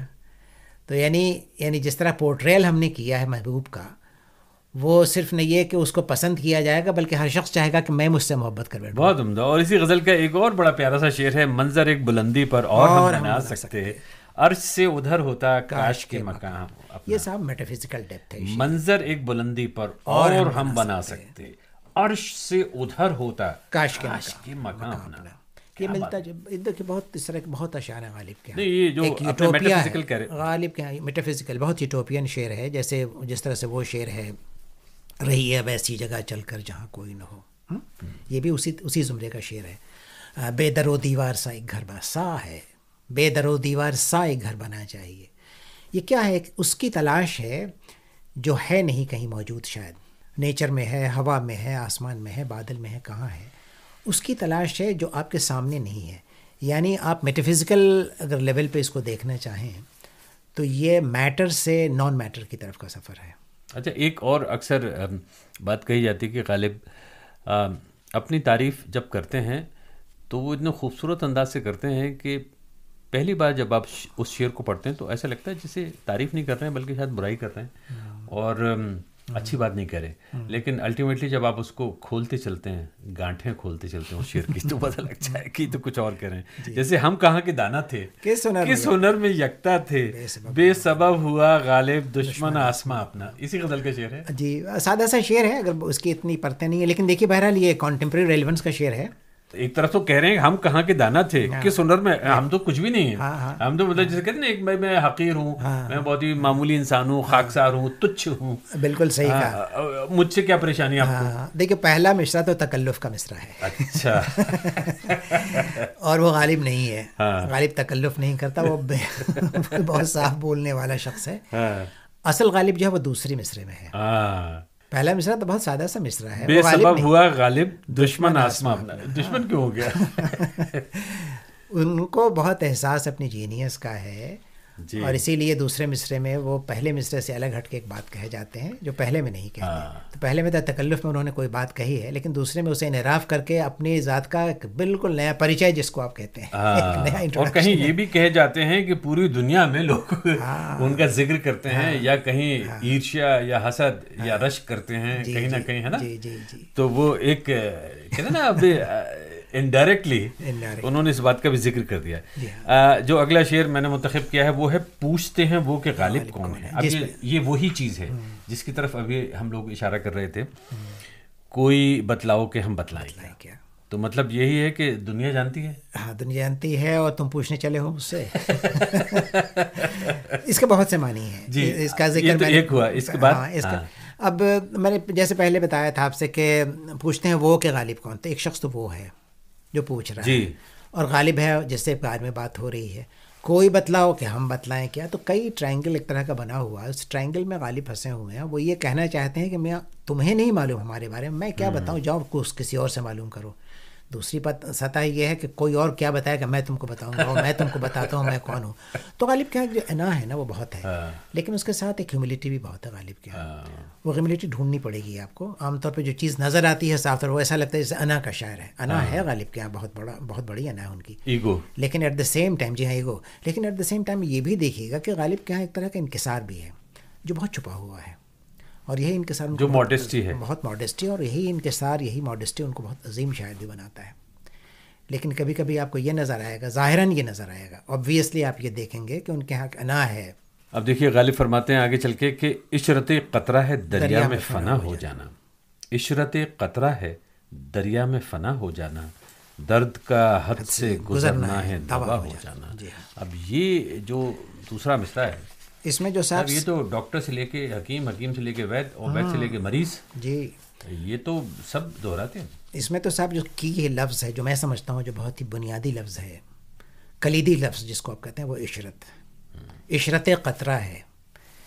یعنی قطرے کی جو سب سے عمدہ لمحہ ہو سکتا ہے اس قطرے کی زندگی کا، جو دریا کا اور سمندر کا حصہ ہے، وہ ہے کہ وہ فنا ہو جائے. اب یہ انسان کی زندگی پہ بھی ہے، اس کا اطلاق وہاں بھی ہوتا ہے انسان کی زندگی، کہ ہم اور آپ کہیں فنا ہو جائیں گے. وہ ہمارے فنا ہونے کی جو سب سے آخری منزل ہوگی، اس منزل کی وہ بات کر رہا ہے. اور یہ کب ہوتا ہے؟ جب درد گزر جائے حد سے تو وہ دوا بن جاتا ہے. تو دونوں مصروں میں دیکھیے جو سب سے بڑی خوبی کی بات ہے غالب کے فلسفیانہ اشعار میں بھی، کہ دونوں مصروں میں جو ربط ہے اس میں ایک بہت کئی منزلیں وہ طے کرتے ہیں غالب. ایک منزل سے دوسرے منزل، دیکھ کتنی بڑی چھلانگ ہے اس کے اندر، کتنا بڑا لیپ ہے. وہ کہتے ہیں کہ عشرت قطرہ ہے دریا میں فنا ہو جانا، ایک اسٹیٹمنٹ ہے، لیکن دوسرے میں شعر ہے، درد کا حد سے گزرنا ہے دوا ہو جانا، دوسرے میں فلسفہ ہے. لیکن دونوں مصروں کے درمیان آپ دیکھیے کہ چھلانگ اتنی بڑی ہے کہ کوئی اولمپیاڈ کوئی کھلاڑی ہوگا وہی یہاں پہنچ پائے گا. انیس صاحب، آپ کی اس کتاب دی ایسینشل غالب میں 200 اشعار ہیں، جن میں سے کچھ کا انتخاب میں نے کر لیا. اتنے سارے اشعار بہت مناسب کیا. اور جب میں کر رہا تھا پہلے میں نے سوچا کہ میں آپ کو بہت تنگ کروں گا، پریشان کروں گا کہ آپ نے یہ کیوں نہیں اس میں شعر لیا، وہ کیوں شعر نہیں لیا. لیکن جب میں نے سوچا کہ بھائی میں 200 اشعار تو نہیں لے سکتا ہوں ایک پوڈ کاسٹ میں، تو مجھے ان اشعار کی جو تعداد ہے اس کو تھوڑا گھٹانا چاہیے. اب یہاں میرے سامنے ایک مسئلہ کھڑا ہو گیا کہ میں کس کو ڈراپ کروں. اب دیکھیے ہماری بھی مشکل وہی ہے جو آپ کی مشکل ہے. بالکل. تو اس لیے اب میں آپ سے وہ زیادہ شکایتیں جو میں اکثر کرتا آیا ہوں کہ آپ نے ان کو کیوں چھوڑ دیا، ان کو کیوں لے لیا، وہ تو نہیں کروں گا. لیکن یہ کہ اس کتاب کے بارے میں ایک عام طور پر رائے یہ بن رہی ہے، اور یہ میں اس لیے نہیں کہہ رہا کہ آپ اسٹوڈیو میں بیٹھے میرے سامنے ہیں اور میں آپ کو ایک لمبے عرصے سے جانتا بھی ہوں، لیکن میں سنجیدگی سے یہ بات کہہ رہا ہوں کہ ایک بڑی تعداد میں جن لوگوں نے آپ کی کتاب پر اس بار تبصرہ کیا ہے وہ بڑے اہم نام ہیں، اور ان کی تعداد بڑھتی چلی جا رہی ہے، اس لیے کہ جیسے جیسے کتاب ان تک پہنچ رہی ہے بات سمجھ میں آ رہی ہے۔ تو میں ذرا سے یہ دیکھنا چاہ رہا تھا کہ جو کتاب ہے جب میں نے دیکھا تو اس میں ایک کوٹیشن ڈیزی راکویل کا ہے۔ یہ ڈیزی راکویل وہی ہیں؟ جی ہاں، جن کو بکر ملا تھا، ہاں، جنہوں نے وہ ٹوم آف سین، جی ہاں، جنہوں نے گیتانجلی شری کی کتاب ریز سمادھی کا انگریزی میں ترجمہ کیا ہے، جی ہاں، اور بکر ملا ان کو، جی ہاں، انہوں نے بڑی اچھی باتیں کہی ہیں۔ اس کے علاوہ اور لوگ ہیں جنہوں نے تبصرہ کیا اس کتاب پہ؟ جی ہاں، اگر آپ اجازت دیں تو میں ان کے نام یہاں پہ لینا چاہتا ہوں۔ ایک فرانسس پریشٹ ہیں، اور فرانسس پریشٹ جو ہیں وہ دنیا میں بہت ہی مستند نام ہے غالب پر بات کرنے کے لیے، بلا شبہ، اس لیے بھی کہ انگریزی میں خاص طور پر ہوتا یہ ہے کہ ایک زمانے میں جیسے ریلف رسل صاحب ہمارے یہاں پہ ہوتے تھے سواس میں، اور انہوں نے اور پروفیسر خورشید الاسلام صاحب نے مل کے ایک غضب کام کیا تھا، اور جو غالب کی جو نثر ہے، جو پروز ہے اس پر، وہ غالب کے خطوط پر، میں نے ایک بار خورشید الاسلام صاحب کو بڑا لمبا انٹرویو کیا سب، یہ 1995 کی بات ہے، تقریباً 1 گھنٹے کا انٹرویو وہ لگا ہوا ہے ہمارے یہاں سنے کی ویب سائٹ پہ، اور اس کام کے حوالے سے کافی ان سے باتیں ہوئی۔ بہرحال تو غالب پر لوگ کام کرتے آئے ہیں انگریزی میں، لیکن میں یہ کہہ سکتا ہوں کہ پچھلے 15-20 سال میں جو بہت نایاب کام کیا ہے ان میں فرانسس پریشٹ کا ذکر آتا ہے۔ بہت صحیح ہے، اور وہ بڑی اچھی باتیں کہہ رہے ہیں آپ کی کتاب کے بارے میں۔ 2-4 جملے میں آپ سے سننا چاہتا ہوں کہ آپ کو وہ کہتے ہیں نا آپ کے کانوں میں ان کے کون سے جملوں نے رس گھولا؟ Music to your years.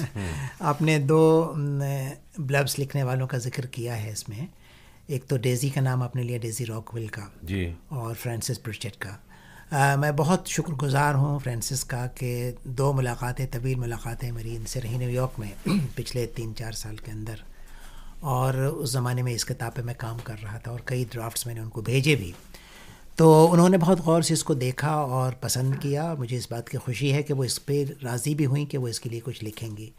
چنانچہ جو کتاب میں شامل چند جملے ہیں وہ دراصل بہت اس کا ایک مختصر سا ٹکڑا ہے، انہوں نے کچھ طویل لکھا ہے، لیکن وہ دوسرے طریقے سے پبلشرز اس کو استعمال کرتے ہیں اور ویب سائٹ پہ ڈالا ہوا ہے۔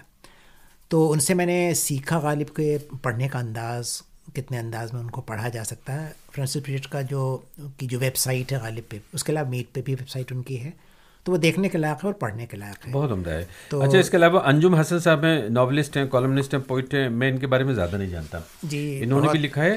اور ونے دھارواڑکر صاحب جن کا ذکر میں نے کتاب کے آغاز میں کیا تھا، پروفیسر ہیں، ان کا بھی ایک اس میں تبصرہ شائع ہوا ہے۔ ستیہ نارائن ہیگڑے صاحب ہیں، ایڈوکیٹ ہیں، لٹریری، جی جی، اردو سنسکرت کے اسکالر ہیں۔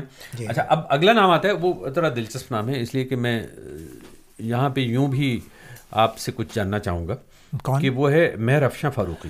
مہر افشاں جی غالب پہ کام کیا انہوں نے، اور شمس الرحمان فاروقی کی بیٹی ہیں، ان کی بیٹی ہیں، غالب پہ 2 کتابیں ان کی آئی ہیں، بہت دلچسپ کام ان کا ہے اور لگی ہوئی ہیں، اور مہر سے بھی ہماری بات ہوئی ہے، مہر نے اس کے بارے میں بہت اچھا، یہ یونیورسٹی آف ورجینیا میں پڑھاتی ہیں، جی ہاں۔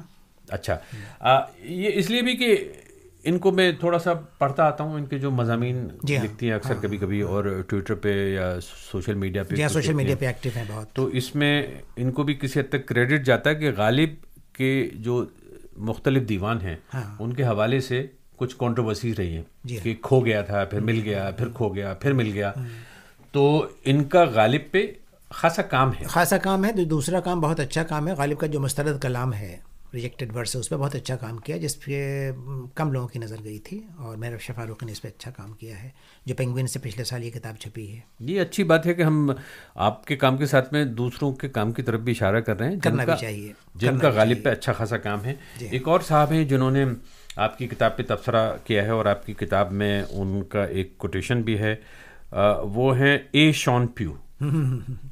یہ ہے پروفیسر ہیں Indian and south Asian studies کے، مشیگن اسٹیٹ یونیورسٹی میں ہیں یہ، اور راشد پہ ان کا بہت اچھا کام ہے، نور من راشد پہ بہت اچھا کام کیا انہوں نے، وہ جو نظم والے شاعر، جی ہاں، نظم والے شاعر ہیں، حسن کوزگر پہ بہت عمدہ کام ہے ان کا، اور یہ بڑے سینسیٹیو کرٹک ہیں اردو کے۔ یہ دیکھیے اچھے لوگوں سے بھی ملاقات ہو رہی ہے آپ کے اس انٹرویو کے دوران۔ ایک تابش خیر ہیں، اچھا تابش خیر جو ہیں یہ ہیں میرے خیال سے آپ کے بہار کے ہی، یہ ہاں وہاں، مطلب یہ کہ تھوڑا ریجنل معاملہ ہے، لیکن انہوں نے مجھے اچھی طرح سے یاد ہے کہ آپ کی جو کتاب جس کو ہم نے پوڈ کاسٹ کی شکل میں شامل کیا ہے, پہلی والی کتاب جو تھی اس پہ بھی لکھا ہے انہوں نے. جی ہاں, ہزاروں خواہشیں ایسی, اس میں بڑا خوبصورت مضمون ہے, اس کا فورورڈ ان کا لکھا ہوا ہے, بہت عمدہ ہے وہ. اور یہ بہت اچھے شاعر اور ناولسٹ ہیں اور انگریزی کے پروفیسر ہیں ڈنمارک میں, اور انہوں نے اس کے لیے لکھا بھی ہے. اور اس کے پہلی والی کتاب جو ہماری تھی ہزاروں خواہشیں, اس کے لیے بھی لکھا تھا. تو چونکہ خود شاعر ہیں اس لیے وہ شاعری کو اچھی طرح سمجھتے بھی ہیں. اس میں بڑی دلچسپ باتیں انہوں نے کہی تھی. اس میں یہ بھی تھا کہ جیسے اردو میں کیا روایت رہی ہے, ایک بات میرے ذہن میں ابھی تک کہیں نہ کہیں اٹکی ہوئی ہے کہ جو بنیادی طور پہ جب اشعار سامنے آئے ہیں تو ان میں یہ کوما ووما کچھ نہیں ہوتا. یہ بہت اہم بات کہی ہے تابش نے, اس لیے کہ ہمارے ہاں یہ جو اعراب کا معاملہ ہے نا وہ نہیں ہے, اور اس کی وجہ سے اعراب مطلب یہ کہ زیر زبر پیش جو ہوتا ہے وہ نہیں ہے. اس کی وجہ سے ہوتا ہے کہ کئی بار ہم شعر کو بھی غلط پڑھ جاتے ہیں اور اس طرح سے پڑھتے ہیں جو نہیں پڑھنا چاہیے, اور معنی بدل جاتے ہیں. لیکن اردو اور فارسی میں جو لکھا جاتا ہے اس میں اعراب کا ذکر نہیں ہوتا, تو اس کی وجہ سے لیکن اب لگانے لگے لوگ, لگانے لگے ہیں, لیکن وہ بہت چل نہیں پا رہا ہے, اور اس لیے کہ اس کے اندر لوگوں کو کچھ تھوڑی دقتیں پیش آتی ہیں, کہاں لگے اور کہاں نہیں لگے. اور جزم کا تو معاملہ اور بھی بہت مشکل ہے کہ جزم کیسے لگا. کئی بار تو ایسا ہوتا ہے کہ شاعر خود ہی لگا دیتا ہے. جی ہاں. آپ کی کتاب میں اور غالب کے دیوان میں جو سب سے پہلا شعر ہے وہ ہے نقش فریادی ہے کس کی شوخی تحریر کا. ایک بڑی تعداد میں لوگ اس کو نقش فریادی کہتے ہیں, اس لیے وہ تھوڑا کنفیوز ہو جاتے ہیں, اس لیے کہ فیض احمد فیض کی کتاب ہے نقش فریادی, تو لوگوں کو عادت پڑی ہوئی بھائی نقش فریادی ہوتا ہے, یہ بھی نقش فریادی ہوگا. لیکن یہ ہے نقش, اس میں اضافت نہیں ہے, ماترا نہیں ہے کسی بھی طرح کی, صرف نقش پہ رک جاتے ہیں. نقش فریادی ہے کس کی شوخی تحریر کا. جی آپ کچھ کہہ رہے تھے. میں یہ کہنا چاہ رہا تھا اس سلسلے میں کہ غالب کے دیوان پہ اگر آپ نظر ڈالیے, خاص طور پہ دلی سے جو غالب اکیڈمی ہے, غالب انسٹیٹیوٹ ہے, اس نے کتاب چھاپی ہے غالب, اس پہ آپ دیکھیے گا کہ اس میں زیر زبر لگا ہوا ہے. تو مجھے بڑی حیرت ہوئی کہ یہ کیسے لگا, کیا غالب کے دیوان میں یہ ہے؟ بالکل نہیں ہے ایسا. اور وہ لگا کہ انہوں نے ریڈرشپ کو محدود کر دیا ہے, بتا دیا کہ اسی طرح پڑھا جائے گا, اس کے علاوہ کوئی طریقہ نہیں ہے پڑھنے کا, جو بالکل غلط ہے. کوئی شعر اگر آپ اس میں زیر زبر لگا دیتے ہیں, پیش لگا دیتے ہیں, تو آپ محدود کر دیتے ہیں اس کو. آپ کو کیا معلوم کہ وہاں اس نے زیر لگایا تھا کہ نہیں لگایا تھا؟ ایگزیکٹلی, اس نے تو کچھ بھی نہیں لگایا, اس نے کچھ نہیں لگایا تھا. چنانچہ یہ جو چیز ہوئی ہے نا ایمان غالب سے, یہ غالب انسٹیٹیوٹ نے جو یہ کیا ہے وہ میرا خیال بہت مناسب نہیں ہے. ٹھیک ہے, اب آپ کی کتاب کی طرف آتے ہیں. آپ نے 200 اشعار کا انتخاب کیا ہے, چین سلیکشن ہے, اور 200 میں سے ہم نے کچھ کی طرف اشارہ کیا ہے. ایک شعر اب میرے سامنے ہے, وہ بنتہا مشہور ہے. مطلب غالب کے بارے میں بار بار یہ کہنا کہ کون سا شعر مشہور ہے کون سا نہیں ہے تو عجیب سی بات ہو جاتی ہے. ان آبلوں سے پاؤں کے گھبرا گیا تھا میں, جی خوش ہوا ہے راہ کو پرخار دیکھ کر. ان آبلوں سے پاؤں کے گھبرا گیا تھا میں, جی خوش ہوا ہے راہ کو پرخار دیکھ کر. اب بتائیے کوئی ایسا شخص ہوگا کہ وہ اس کے پیر میں چھالے ہیں, یہ جو بظاہر جو مطلب نکل کے آتا ہے اس کے پیر میں چھالے ہیں, اور اچانک اس نے سامنے نظر ڈالی, لمبا سفر طے کرنا ہے, دیکھا پتہ چلا راستے میں کانٹے ہی کانٹے ہیں, اور وہ کہہ رہا ہے واہ واہ مزہ آ گیا. سب یہ شعر بہت عمیق ہے. جی, یہ انٹیگریٹی آف پین پہ شعر ہے. یہ دکھ ایسی چیز نہیں ہوتی ہے جس سے آپ کنارہ کش ہو جائیں اور الگ ہو جائیں, کہہ رہے صاحب یہ دکھ ہے, اس سے ہماری ملاقات نہیں ہونی چاہیے. بہت اچھی بات. انٹینسٹی اور جو پین کی جو انٹینسٹی ہے جس کو ہم نہیں سمجھ پاتے, غالب سمجھانا چاہتے ہیں کہ pain is a pleasure if you could experience that. اب دیکھیے تکلیف ہے, لیکن اس تکلیف کا سمادھان بھی بتا دیا انہوں نے, یعنی اس سے علاج بھی اس کے سامنے ہے. اور علاج کیا ہے؟ علاج یہ ہے کہ صاحب اگر ہم چبھو لیں کانٹے تو اس کے اندر جو جمع ہے وہ نکل جائے گا, وہ پانی نکل جائے گا, وہ چھالے صاف ہو جائیں گے, اور اس کے بعد ہم کھڑے ہو جائیں گے. اور یہ وہی بات ہے جو وہ کہتے ہیں مشکلیں مجھ پہ پڑی اتنی کیا آسان ہو گئی. تو میں یہ سمجھتا ہوں کہ انٹیگریٹی آف پین ہے.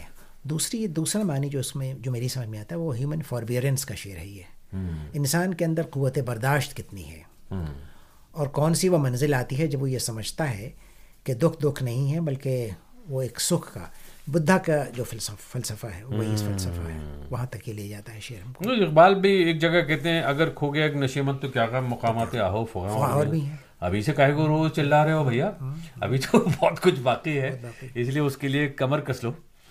اگلا شعر ہے, یارب وہ نہ سمجھے ہیں نہ سمجھیں گے میری بات, دے اور دل ان کو جو نہ دے مجھ کو زباں اور.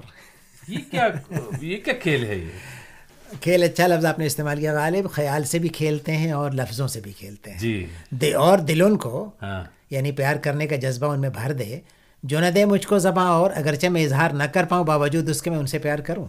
ہاں مطلب الفاظ کا کھیل کر رہے ہیں. الفاظ کا کھیل کر رہے ہیں, چھیڑتے ہیں غالب بہت آپ کو. اور یہ تو لمبی غزل چلتی ہے اور بہت ہی مشہور ہے, اور پھر ہیں اور بھی دنیا میں سخنور بہت اچھے. آپ جی بتائیے. کہتے ہیں کہ غالب کا ہے انداز بیاں اور جی. اب یہ بہت سے اردو شعراء کے یہاں دیکھیے گا کہ تعلی ایک چیز ہوتی ہے جس میں آپ اپنے سیلف پریز, تو وہ سیلف پریز ہے ایک طرح کا, اور شاعر اس سے مزے بھی لیتا ہے بہت, جی اس کا خوش بھی ہوتا ہے وہ اپنے بارے میں. شاعروں میں آپ نے اکثر دیکھا ہوگا بریز صاحب کہ کوئی غزل کہتا ہے تو بہت بے قرار رہتا ہے کہ سننے والا مل جائے. یہ تو ہے. تو بہت سی غزلیں اور بہت سے اشعار ایسے ہیں جو شاعر کو ہمیشہ پریشان کرتے ہیں کہ اس کو سنا پاتا میں. تو یہ انہیں اشعار میں سے ایک ہے. کیا بات ہے. آہ کو چاہیے ایک عمر اثر ہوتے تک, کون جیتا ہے تیری زلف کے سر ہوتے تک. دونوں مصروں کو اگر آپ دھیان میں رکھیں ایک کے بعد ایک, آہ کو چاہیے یعنی آہ مقدر ہے عاشق کا, اور کتنا, عمر بھر. یعنی عاشق کی قسمت میں یہ ہے کہ عمر بھر آہیں بھرے گا. ایک تو صاف معنی یہ ہے. کون جیتا ہے تیری زلف کے سر ہوتے تک, یعنی وہ گھڑی نہیں آنے والی ہے جس میں ریزولوشن ہو جائے گا. کہنے کا مطلب یہ ہے کہ عشق جو ہے وہ ایک سفرنگ ہے, اگرچہ یہ اپنے آپ میں ایک اتنا بڑا تجربہ ہے, اتنا فلفلنگ ایکسپیرینس ہے زندگی کا, کہ یہ کبھی مکمل نہیں ہوتا, اور اس کی جو معراج ہے وہ معراج مسرت پہ نہیں ہے بلکہ حزن میں ہے. تو ایک celebration of the tragic feelings, وہ سیلیبریٹ کرتے ہیں. یعنی دیکھیے ایرسٹوٹل کہتے ہیں کہ صاحب ٹریجڈی ہمیں کیوں پسند ہے, اس لیے کہ وہ ہمارے ساتھ زندگی میں رہنے والی چیز ہے, لیکن کامیڈی اس لیے نہیں پسند ہے کہ وہ لمحاتی ہے. تو یہ شعر وہی ٹریجک ڈائمنشن کا شعر ہے. عاشقی صبر طلب اور تمنا بیتاب, دل کا کیا رنگ کروں خون جگر ہوتے تک. یہ اپنے آپ سے پوچھتے ہیں سوال, کیا رنگ کروں میں. یعنی ہم تو گرفتار ہیں, ڈیلیما ہے, ڈیلیما کا شعر ہے یہ. ایک طرف یہ ہے, دوسری طرف دل کا کیا رنگ کروں خون جگر ہوتے تک. عاشقی کہتی ہے کہ پیشنس رکھو, محبوب آئے گا اور ملاقات ہوگی تمہاری. اور تمنا بیتاب, جی یعنی ہم نے مانا کہ تغافل نہ کرو گے لیکن خاک ہو جائیں گے ہم تم کو خبر ہوتے تک. اب یہ ہونے تک مشہور ہے, لیکن آپ کہتے ہیں ہوتے تک ہے, تو ٹھیک ہے ہوتے تک ہے. جی ہاں جی ہاں. اور سب اب آتے ہیں ان کا وہ جو شعر ہے جو بہت ڈائمینشنز کھولتا ہے. غم ہستی کا اسد کس سے ہو جز مرگ علاج, شمع ہر رنگ میں جلتی ہے سحر ہونے تک. غم ہستی کا اسد کس سے ہو جز مرگ علاج, یعنی علاج ممکن نہیں ہے. جو استتو ہے, جو ایگزسٹنس ہے آپ کی, نہیں, اس میں جو درد ہے, یہ جو تکلیف ہے, یہ جو سفرنگ ہے, اس کا علاج ممکن نہیں ہے. کیوں کہ زندگی عبارت کن چیزوں سے, ہر رنگ میں اس شمع کو جلنا ہے. اب دیکھیے جو اصل بات ہے وہ یہ ہے, اس کی طرف دھیان نہ کم جائے گا جی, اس کی طرف دھیان لے جاتا ہوں میں آپ کا, کہ زندگی شمع سے کمپیئر کیا گیا یہاں پہ, اور شمع جو پگھلتی جاتی ہے. شمع تیری عمر طبعی ہے ایک رات, تو وہ پگھلتی جاتی ہے, اور صبح ہوتے تک یا اس کے پہلے تک ہو سکتا ہے کہ اس کی زندگی ختم ہو جائے اور اندھیرا چھا جائے ایک بار پھر. تو اس لحاظ سے اگر آپ دیکھیں کہ یہ کس طرح ایک میٹافر ہے زندگی کا, جو پگھلتی جاتی ہے, زندگی جو ہمیشہ قائم و دائم رہنے والی نہیں ہے, اس کا سلسلہ ہے یہ شعر. اس سلسلے کی یہ پوری یعنی, اور اس میں یہ تب کا شعر ہے جب وہ اسد ہاں, وہ تو تخلص کا استعمال کرتے تھے. میرے سامنے جو اگلا شعر ہے وہ ہے, ہم سے کھل جاؤ بوقت میں پرستی ایک دن, ورنہ ہم چھیڑیں گے رکھ کر گزرے مستی ایک دن. جی, اب یہ شرارت آپ کے لفظ, آپ کے زبان پہ بھی وہی لفظ آیا, شرارت ہے. غالب تو شرارت کرتے ہیں نا, غالب نوٹی ہے ہمیشہ, وہ فلسفی تھوڑی ہے, وہ نوٹی ہے, وہ مکمل انسان ہے. دیکھیے وہی غالب ہے جو یہ شعر بھی کہہ رہا ہے اسی نوٹی انداز میں. اسد خوشی سے میرے ہاتھ پاؤں پھول گئے, کہا جو اس نے ذرا میرے پاؤں داب تو دے. ایسی باتیں بھی کہہ جاتے ہیں. جی, بہرحال اس شعر میں کوئی ایسی بات ہے جو ہمیں اور زیادہ سمجھنی چاہیے اس شرارت کے علاوہ؟ تھوڑا سا ایک ایروٹسزم ہے اس میں.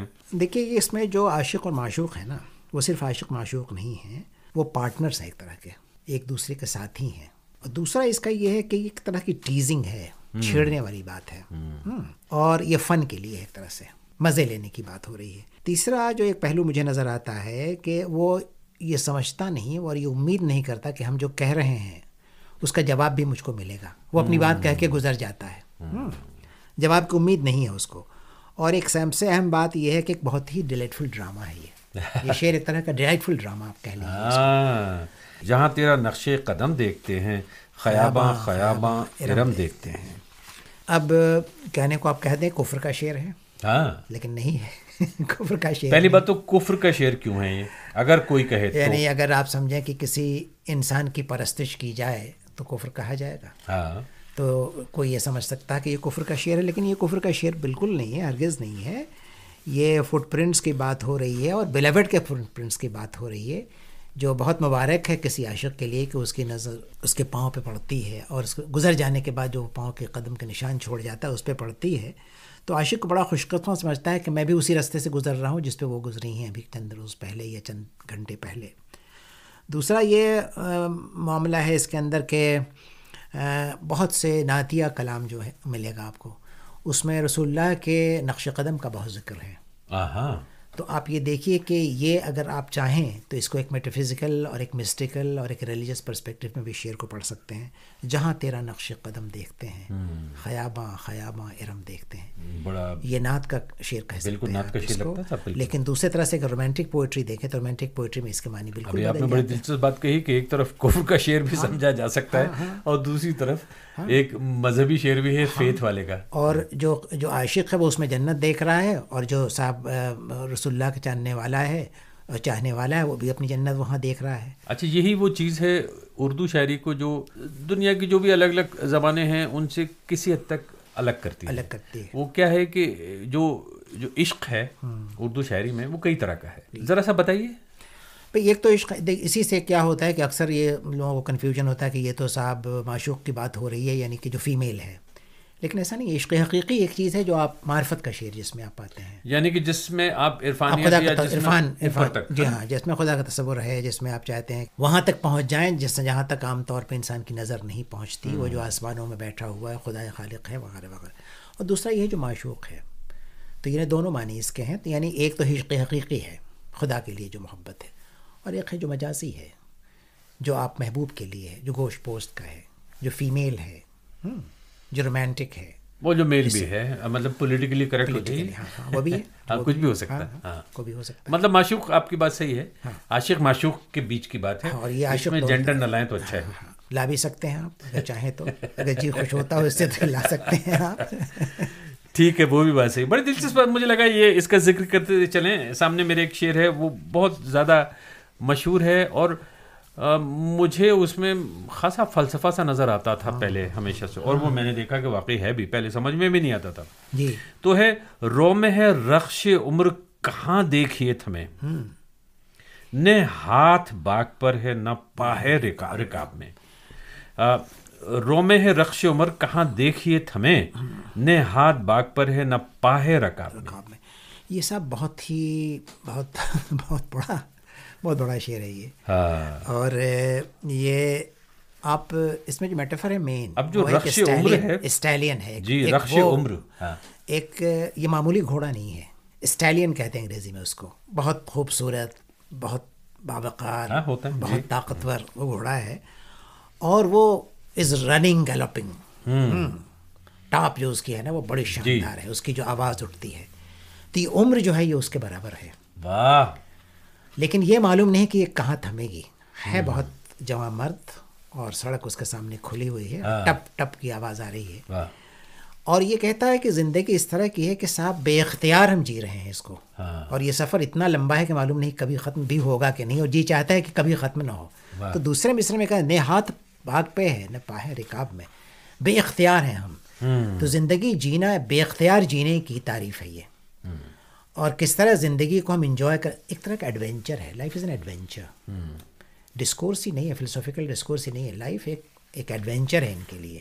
اور وہ ایڈونچر جو غالب کریٹ کرتے ہیں وہ ایک اسٹیلین، ایک گھوڑے سے، رخش عمر، جس کو رخش عمر کہتے ہیں وہ. اور جو ہمارے جینے کا فلسفہ ہے، یعنی زندگی کس طرح سے جی جائے، یا زندگی کے بارے میں آپ کیا ٹیک ہو سکتا ہے. یہ جیسچر کا شعر ہے، بہت جیسچر ہے اس کے اندر. اس کے اندر آپ کے یعنی آواز ہے اس کے اندر. اس کے اندر آپ کے ہاتھ اٹھتے ہیں اور ہاتھ گرتے ہیں. رو میں ہے رخش عمر. آپ اس کو یوں بیٹھ کے نہیں پڑھ سکتے، چپ چاپ تلاوت نہیں کر سکتے اس شعر کا. اس شعر کو آپ کو ایک انداز سے پڑھنا ہوگا. یہ شعر آپ سے خاص آواز کی امید کرتا ہے. بہت عمدہ. میرے سامنے شعر ہے، سب کہاں کچھ لالا و گل میں نمایاں ہو گئیں، خاک میں کیا صورتیں ہوں گی کہ پنہا ہو گئیں. عام طور پر اوبیچوری کا جب موقع آتا ہے کسی کے دنیا سے جانے پہ عام طور پہ یہ شعر پڑھا جاتا ہے, اور میں دعوی سے کہہ سکتا ہوں کہ غالب کے جانے کے بعد سے یہ شعر مطلب ہر روز جہاں بھی اردو بولنے والے اور پڑھنے والے موجود ہیں اس شعر کو کہیں نہ کہیں کسی نہ کسی طرح سے دہراتے ہوں گے. خود غالب کے لیے کہا گیا ہے, شعر کا بار بار استعمال ہوا مضامین میں, لوگوں نے کہا ہے سب کہاں کچھ لالا و گل میں بہت سے اشعار ہیں, بہت سے شعراء ہیں, کچھ ہی رہ گئے ہیں باقی جن کا ذکر ہمیں کرنا ہے ہمیشہ اور ہر وقت اور ہر زمانے میں. تو خاک میں کیا صورتیں ہوں کہ ہم ہیں ان چند لوگوں میں جن کی صورتیں ہیں اور جو دیکھی جائیں گی. خاک میں کیا صورتیں ہوں گی جو پنہا ہو گئی. یہ ہے جی پنہا ہو جانا, لیکن وہ پنہا ہونا نہیں ہے, وہ دراصل پنہا ہونے میں اس کا اجاگر ہونا ثابت ہوتا ہے. بہت سی چیزیں جو آپ کی نظروں کے سامنے اجاگر ہوتی ہیں کن شکلوں میں اجاگر ہوتی ہیں؟ Physically and emotionally. نہیں, کہیں لالا, کہیں گل, کہیں پھول. اگر فرض کرو باغ میں ہی جا رہے ہیں آپ, باغ کی ہی سملی کو اگر ہم لیں گے, تشبیہ کو لیں گے, تو پتہ چلا طرح طرح کے پھول ہیں کن کن شکلوں میں. قبرستان خاص طور پہ یہاں انگلینڈ میں نے دیکھا ہے اس قدر عمدہ پھول لگائے جاتے ہیں آس پاس, باہر کے موسم میں کھلتے ہیں طرح طرح کے, آس پاس میں بڑی رونق ہوتی ہے پھولوں کے دم سے. اس میں معنی کی ایک اور سطح کھلتی ہے. جی, ایک پھول وہ ہے جس کو آپ قبرستان میں دیکھتے ہیں, اور وہی پھول وہ ہے جو آپ گلشن میں بھی دیکھتے ہیں.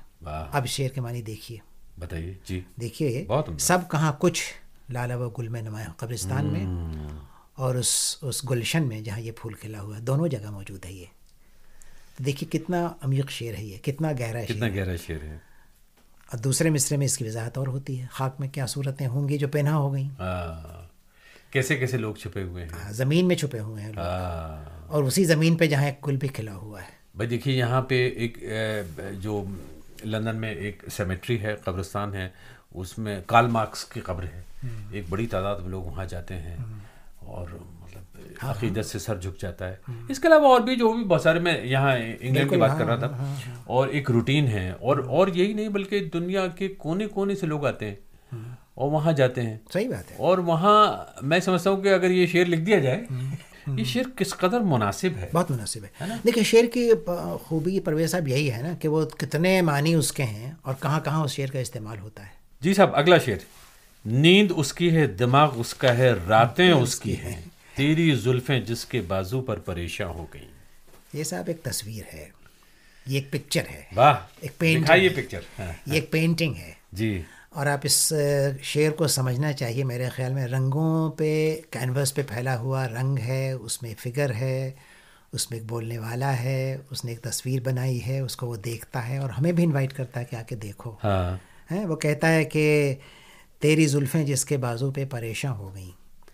اب آپ دیکھیے کہ اس میں محبوب کی جو عکاسی ہوئی ہے, جو پرسونیفیکیشن ہے محبوب کا, اس کے پہلے کہتے ہیں نیند اس کی ہے, دماغ اس کا ہے, راتیں اس کی ہیں. تو ایک پورا ٹائم اسپین ہے اس کے اندر, پورا ایک کانفیگوریشن آف ٹائم, کانفیگوریشن آف اسپیس, اور دو لوگ, ایک عاشق اور دوسرا معشوق. جو اسپیکر ہے وہ عاشق ہے, معشوق پیسو ہے یہاں. جی. تو وہ ایک طرح کا پکچرائزیشن کہہ لیں اس کو آپ, ایک تصویر کشی ہو رہی ہے. اور میں اس شعر کو سمجھتا ہوں ایز اے پینٹنگ. آپ اس کو دیوار پہ تصور کیجئے, ایک بہت بڑا سا کینوس ہے, کسی پینٹر نے اس کو بنا کے چھوڑ دیا ہے. تو یہ شعر, غالب کے شعر کو کئی پینٹرز نے پینٹ بھی کیا ہے, اور یہ اچھی خاصی قیمتوں پہ بکا بھی ہے, اور لوگوں کے ڈرائنگ روم میں لگا ہوا ہے. آگے میرے شعر ہے, یہ ذرا مشکل شعر ہے, اس میں ایک بڑا مشکل سا لفظ آتا ہے.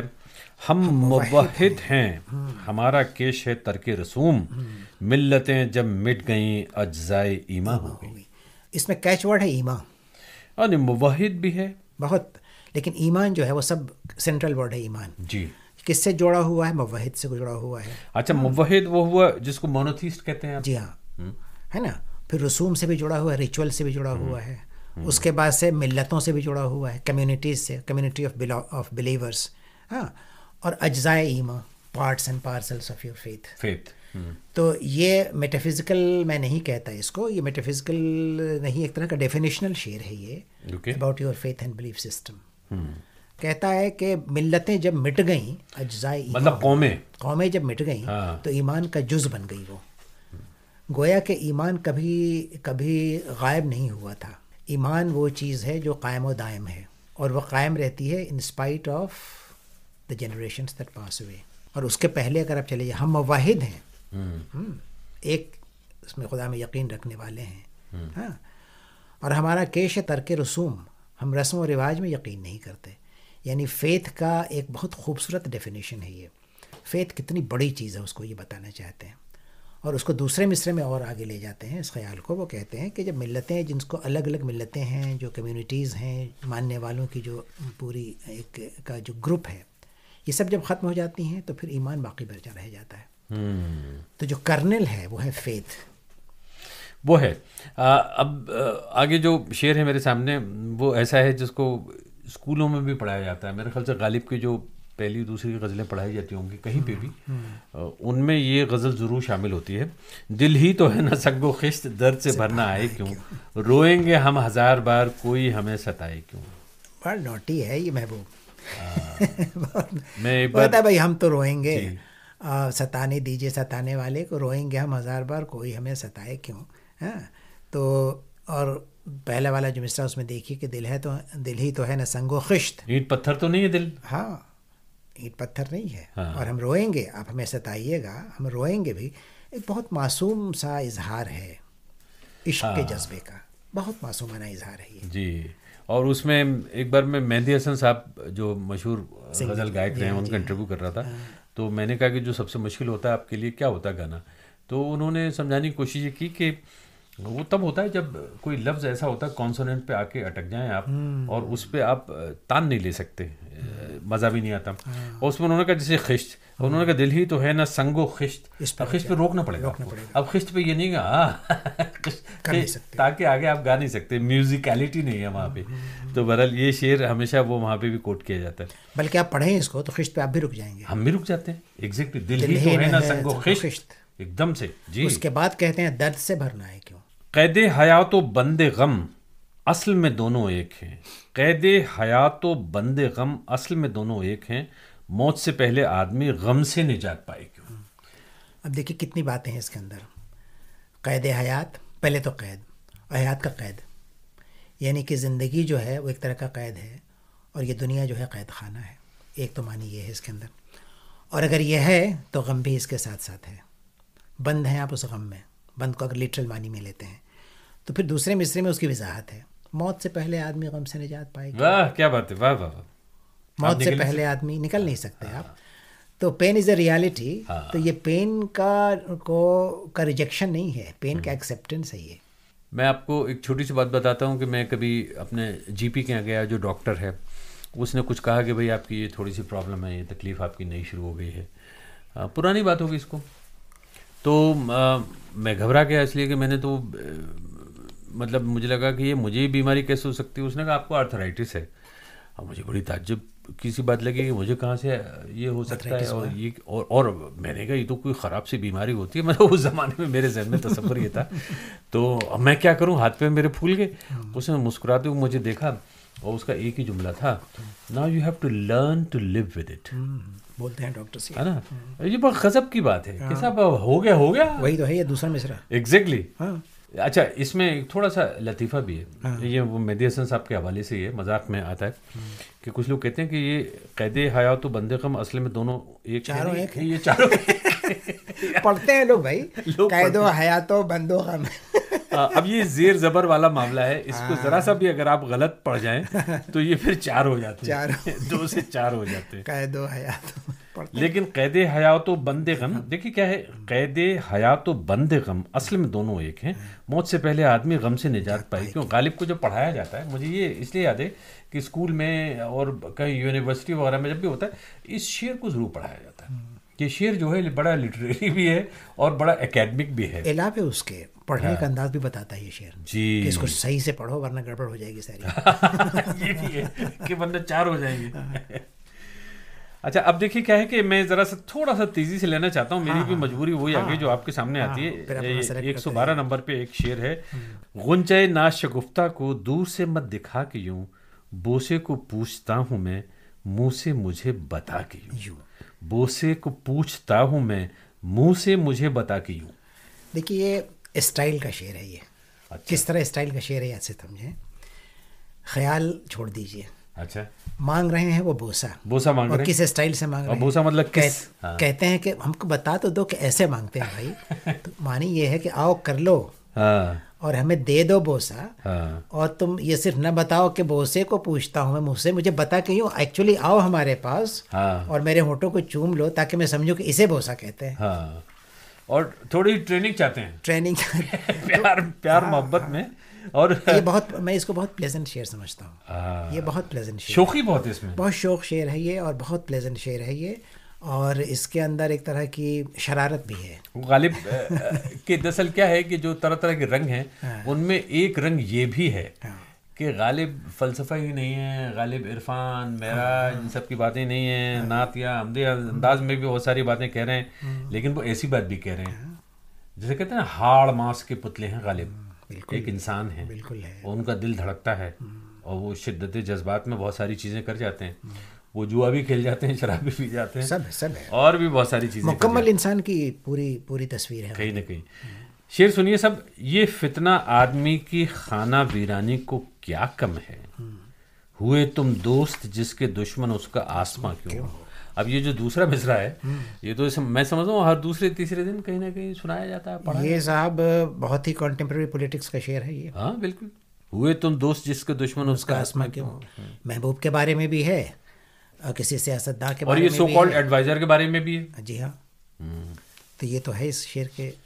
شعر دیکھیے، شعر کی خوبی تو وہی ہے کہ وہ کئی معنی اس کے ہوں اور کئی طرح سے اس کو سمجھا اور پڑھا جائے. آپ کس طرح سے اس کو آگے لے کے اب چلتے دیکھیے یہ فتنہ آدمی کی خانہ ویرانی کو کیا کم ہے، بنیاد ہے فتنہ، اور فتنہ کم نہیں کس طرح کہ ہوئے تم دوست جس کے دشمن اس کا آسماں کیوں ہو. یہ لیفٹ ہینڈڈ کمپلیمنٹ ہے کہ تم دراصل اگر دوست ہو جاؤ کہ ہمارے تو پھر کسی دشمن کی ضرورت نہیں ہے. تو ہم مذاق میں اکثر یہ کہتے ہیں کہ بھائی وہ آپ کے بارے میں اگر تعریف کرنے لگے ہیں تو پھر آپ کا خاتمہ ہو گیا، خاتمہ بالخیر. یعنی اگر وہ یہ کہہ رہے ہیں تو پھر آپ سمجھیے کہ آپ اپنی منزل پہ پہنچا دیے گئے. تو سیریس بھی شعر ہے لیکن پھر بہت لائٹ ہارٹ. اور میں سمجھتا ہوں کہ ہر شخص کو یہ شعر یاد بھی کر لینے چاہیے. اس میں کیا ہے کہ کچھ شعر ایسے ہیں جن کو آپ ایک بار کہہ دیں نا تو پھر آپ کو بہت زیادہ کہنے کی ضرورت نہیں پڑتی. دیکھیے شعر کی خوبی تو یہی کہ پرووربل ہوتا ہے، وہ واہ ضرب الاصل کی طرح سے ہوتا ہے شعر. یعنی آپ نے ایک شعر پڑھا اور پوری تفسیر ہو گئی زندگی کی، بالکل ہو گئی. اب آگے دیکھیے شعر ہے، اب یہ غالب ریورنٹ ہو رہے ہیں، بالکل الگ ہی طرح سے اپنی بات کہہ رہے ہیں. اور اب تک ہم یہ کہہ رہے تھے شوق ہیں، چنچل ہیں، یوں ہیں، ایسی باتیں کہہ دیتے ہیں، دل کی بات کہہ دیتے ہیں. مسجد کے زیر سایہ خرابات چاہیے، مسجد کے زیر سایہ خرابات چاہیے، بھوں پاس آنکھ قبلہ حاجات چاہیے. بھوں کہتے ہیں بھوں پاس آنکھ قبلہ حاجات چاہیے. یہ کہاں گھما رہے ہیں؟ اب دیکھیے ٹیکنیک دیکھیے شعر کی، اگر آپ آرٹسٹری دیکھیں اس کی، پہلے مصرے میں ہے مسجد اور خرابات، کانٹراسٹ، ٹھیک ہے، اور دوسرے مصرے میں کمپلیمنٹریز کیا چیز ہے دونوں؟ بھوں اور آنکھ. بھوں کا تصور آنکھ کے بغیر نہیں، آنکھ کا تصور جی ہاں، تو اس کا تصور اس کے بغیر نہیں، دونوں ایک دوسرے کے لیے لازم. تو جس طرح سے آنکھ اور بھوں لازم ملزوم ہے، اسی طرح شراب خانہ اور مسجد بھی ہے. مسجد کے زیر سایہ خرابات چاہیے، بھوں پاس آنکھ قبلہ حاجات چاہیے. ریفرنس کا شعر بھی ہے. آپ یہ کہہ رہے ہیں کہ بظاہر ریفرنس کا شعر ہے، مطلب یہ کہ آپ تھوڑا سا چیلنج کر رہے ہیں، کہیں نہ کہیں جو بھی فیتھ ہے اس کا مذاق اڑا رہے ہیں، چیزوں کا، ایمان کا، دھرم کا، ایٹسٹرا ایٹسٹرا، لیکن اس کے علاوہ بھی کچھ اور ہے. دیکھیے ایک معنی تو صاف یہ سمجھ میں آتا ہے کہ یہ وہی خدا ہے جس نے مسجد بنائی ہے، جس میں سمجھتے ہیں ہم یہ کہ وہ قیام کرتا ہے نا. یہ وہی خدا ہے جس نے میخانے کبھی بنیاد شاید ڈلوائی ہوگی، وہیں اینٹ گارے سے بنا ہوگا، وہ وہیں جاتے ہوں گے لوگ. وہ شعر آپ کو یاد ہوگا جس میں وہ کہتے ہیں کہ سب میخانے میں جا رہا تھا اور وہ شیخ نکل رہا تھا. کہاں میخانے کا دروازہ غالب اور کہاں وائز، پر اتنا جانتے ہیں کل وہ جاتا تھا ہم نکلے، کہ ہم نکلے. تو کہاں میخانے کا دروازہ غالب اور کہاں وائز، پر اتنا جانتے ہیں کل وہ جاتا تھا کہ ہم نکلے. اب یہاں بھی دونوں ڈائیکوٹمی ہے، یہ وہی ڈائیکوٹمی یہاں بھی ہے جو دوسرے مضمون میں یہاں پہ شامل آیا ہے کہ مسجد کے زیر سایہ خرابات دونوں ہیں. کو ایگزسٹنس، فلسفی آف کو ایگزسٹنس کا شعر ہے یہ. کوئی چیز دنیا میں pure white and pure black نہیں ہے، مسجد بھی اور زیر سایہ خرابات بھی ہیں. بہت دلچسپ بات کہہ رہے ہیں آپ. تو یہ وہی خدا کی زمین ہے جس میں دونوں ہیں اور ساتھ ساتھ ہیں. بہت سیکولر شعر ہے یہ، بہت سیکولر شعر ہے. آگے شعر سنیے سب. میں سے غرض نشاط ہے کس روح سیاہ کو، یہ مجھے بہت پسند ہے. ایک گونا بے خودی مجھے دن رات چاہیے. میں سے غرض نشاط ہے کس روح سیاہ کو، ایک گونا بے خودی مجھے دن رات چاہیے. یہ جو دوسرا مسئلہ ہے نا، میں سے آگے کی بات ہو گئی ہے. میں سے کیا حاصل ہوتا ہے؟ بے خودی. لیکن یہ کہتے ہیں کہ میں سے نہیں ہوتا. بے خودی ہمیں کسی اور طریقے سے حاصل ہوتی ہے. ایک گونا بے خودی مجھے دن رات چاہیے، جو میں سے نہیں ملے گی، کسی اور، یہ فکر سے ملے گی مجھے. مطلب وہ شراب والی بات نہیں ہے. شراب تو بہت معمولی ہے اس فکر کے لیے. تو ایک طرح کا اویئرنیس ہے، فلسافیکل ڈیپتھ، یہ ہماری فکر سے آئے گا ہمارے پاس. کیسے آئے گا؟ اس کے لیے جیسے شراب آپ پیتے ہیں تو آپ بے خود ہو جاتے ہیں، ہوشیار نہیں رہتے، آپ بالکل دوسری دنیا میں چلے جاتے ہیں. یہ بے خودی کیا چیز ہے ان کے لیے؟ ان کے لیے دیکھیے، میں سے غرض نشاط ہے کس روح سیاہ کو، یعنی جس کو شراب پینے والا وہ شخص کا سمجھتا ہے کہ ہم مست ہو جائے، دراصل اس کے منہ کالا، روح سیاہ. روح سیاہ ہی وہ ہے. لیکن وہ کہتے ہیں کہ صاحب مجھے تو بے خودی چاہیے. ہاں، بے خودی کیا چیز؟ بے خودی مستی سے آگے کی صورت ہے یہ. جب آپ اپنے آپ کو بھول جاتے ہیں، تلین ہو جانا کسی چیز میں، ہندی میں اگر آپ کہیں، کسی چیز میں ضم ہو جانا، اپنی ذات کو تیاگ کے دوسری ذات میں شامل ہو جانا. پھر وہی بدھا کا معاملہ ہے. تو یہ ہے اس مضمون کا شعر. کیا خوب تم نے غیر کو بوسہ نہیں دیا، بس چپ رہو ہمارے بھی منہ میں زبان ہے. اب یہ دیکھیے، ابھی ہم ریورنس کی بات کر رہے تھے، ابھی معرفت کی بات کر رہے تھے کہ وہ بدھا والا شعر ہے اور چیزیں کہاں لے جا رہے ہیں غالب آپ کو. لیکن اچانک آپ نے اس طرح کے اشعار کا انتخاب بھی اس میں کیا ہے، اور آپ نے، میں آپ کو پہ الزام نہیں ڈال رہا ہوں، اچھا کیا آپ نے، اس لیے کہ غالب کو آپ الگ الگ شیڈس میں دیکھنا چاہتے ہیں اور دکھانا چاہتے ہیں. کیا خوب تم نے غیر کو بوسہ نہیں دیا، بس چپ رہو ہمارے بھی منہ میں زبان ہے. دیکھیے دوسرے مصرے میں دو باتیں کہی ہیں اس نے، اور بہت اسمارٹ شعر ہے یہ. ہاں، منہ میں زبان ہے مطلب یہ کہ تم اگر نہیں بولو گی تو ہم بتا دیں گے. ہاں. دوسرا معنی اور بھی کہہ رہا ہے، میں چوم کے دکھا دوں گا. ہمارے منہ میں زبان ہے، اس زبان سے میں الک یوں. اور دوسری طرف میں تھوڑا سا لبرٹی لے رہا ہوں کہ میں تمہیں یہ بھی سکھا دوں گا کہ مطلب جو بوسہ ہے وہ کیسے لیتے اور اس کئی طرح سے مطلب وہ ساری چیزوں کا استعمال ہو سکتا ہے اس میں، اس بوسے میں. ایک اور پہلو ہے شعر کا. ہاں، یہ مت ہے کہ جو محبوبہ ہے وہ صرف ہماری ہے. ہاں، پہلے مصرے میں اس کا کھنڈن ہو گیا ہے. کیا خوب تم کو کیا خوب تم نے غیر کو بوسہ نہیں دیا. اس کو معلوم ہے کہ مجھ سے محبت تو کرتی ہیں لیکن کسی اور کے پاس بھی شاید نوازتی ہیں. اور ہو سکتا ہے وہاں پہ بھی یہ معاملہ چل رہا ہو، کسنگ نیکنگ جس کو بولتے ہیں انگریزی میں، ہے نا. آپ یہ بڑی اچھی بات کہہ رہے ہیں کہ کہیں مطلب ایسا نہیں ہے کہ اتنا پازیٹو ہونا، کہ ایسا بالکل بھی نہیں کہ سب خبردار جو کبھی دوسری کی طرف آنکھ اٹھا کے دیکھا. وہ تو فلموں میں ہوتا ہے کہ صاحب اگر بے وفائی کی تو ہم قتل کر دیں گے اس کا، یا اپنے کو سولی. لیکن یہاں سلسلہ چل رہا ہے. اور جانتا ہے شاعر، ہستی کے مت فریب میں آ جائیو اسد، عالم تمام حلقے دام خیال ہے. فریب ایک خیال اور دام دوسرا خیال. بشیر میں دیکھیے پرویز صاحب کہ ایک ہے لفظ فریب اور دوسرا لفظ ہے دام جو اس کے ساتھ کھڑا ہے دوسروں مصروں میں، اور یہ دونوں جڑے ہوئے ہیں کس سے؟ ہستی سے. تو ہستی کے مت فریب میں آ جائیو اسد، یہ زندگی جو ہے، یہ جو ایگزسٹنس ہے، یہ ایلوژن ہے ایک طرح کا. اور صرف زندگی نہیں بلکہ پورا، وہ کہتے ہیں کہ عالم تمام، اٹس اونلی این آئیڈیا، یہ صرف ایک خیال ہے. عالم تمام حلقے دام خیال ہے، اور جال ہے ایک طرح کا بچھا ہوا، اور اس جال میں، اس دام میں ہم پڑے ہوئے. تو بہت گہرا شعر ہے یہ بھی، بہت عمیق ہے یہ بھی. مغدور ہو تو خاک سے پوچھوں کہ اے لئیم، تو نے وہ گنج ہائے گرم آیا کیا کیے. اب دیکھیے مٹی میں مل جاتے ہیں لوگ جی، لیکن اس میں شاید اس کا بھی عنصر ہے جو کبھی کسی زمانے میں مثال ہوا کرتا تھا. کس طرح سے؟ ایک ایسا شخص جو نادر، جو نمونہ، یگانہ روزگار، تو زمین سے پوچھتے ہیں کہ وہ لوگ کہاں گئے، وہ صورتیں کہاں ہیں، وہ صورتیں الہی کس دیس بستیاں ہیں جن کے دیکھنے کو آنکھیں ترسیاں ہیں. یہ وہی شعر ہے جو میر کا شعر ہے. تو غالب اس کو دوسرے انداز میں کہہ رہے ہیں. اب یہ جو شعر ہے بہت مشہور ہے، گایا بھی بہت گیا ہے، اور اس کی طرح طرح سے مطلب نکالے جاتے ہیں. اگ رہا ہے در و دیوار سے سبزہ غالب، ہم بیاباں میں ہیں اور گھر میں باہر آئیے. یہ ہینکرنگ کا شعر ہے، لانگنگ کا شعر ہے. اچھا، یہ تمنا کا شعر ہے. ہم گھر سے باہر ہیں اور کتنا اچھا ہوتا جب ہم گھر میں ہوتے اور باہر آتی وہاں پہ. تو ایک طرح کی لانگنگ ہے یہ. نہیں لانگنگ بھی ہے، اور اس میں دیکھیے کیا ہوتا ہے کہ غالب پہ ہی بہت بات تان بھی کسی جاتی ہے جب لوگ فقہ بازیاں کرتے ہیں نا، مذاق کرتے ہیں، اور ایسی محفلوں میں جن کو باہر کوٹ نہیں کیا جا سکتا تب بھی غالب کا اشعار کا ہی سہارا لیا جاتا ہے، اس لیے کہ اس سے وزن بڑھ جاتا ہے. جی جی جی. اب مجھے یاد ہے کبھی ایک صاحب نے اس طرح کا ذکر کیا تھا کہ وہ صاحب مڈل ایسٹ وغیرہ چلے گئے نوکری کرنے کے لیے، تقریباً 2 سال وہاں پہ تھے، 2 سال سے واپس ہی نہیں آئے تھے وطن. وہ ادھر سے گھر سے خط آیا ان کے پاس میں کہ آپ باپ بن گئے. میں سمجھا تھا کہ آپ وہیں جا رہے ہیں. تو کہہ رہے اگ رہا ہے در و دیوار سے سبزہ غالب، ہم بیاباں میں اور گھر میں باہر آئیے. یہ کیا قصہ ہے؟ بالکل صحیح ہے. لیکن دوسری طرف ذرا سا تھوڑا سا اور ذرا سا سمجھائیے اس پرت کو، ہم بیاباں میں ہیں اور گھر میں باہر آئیے.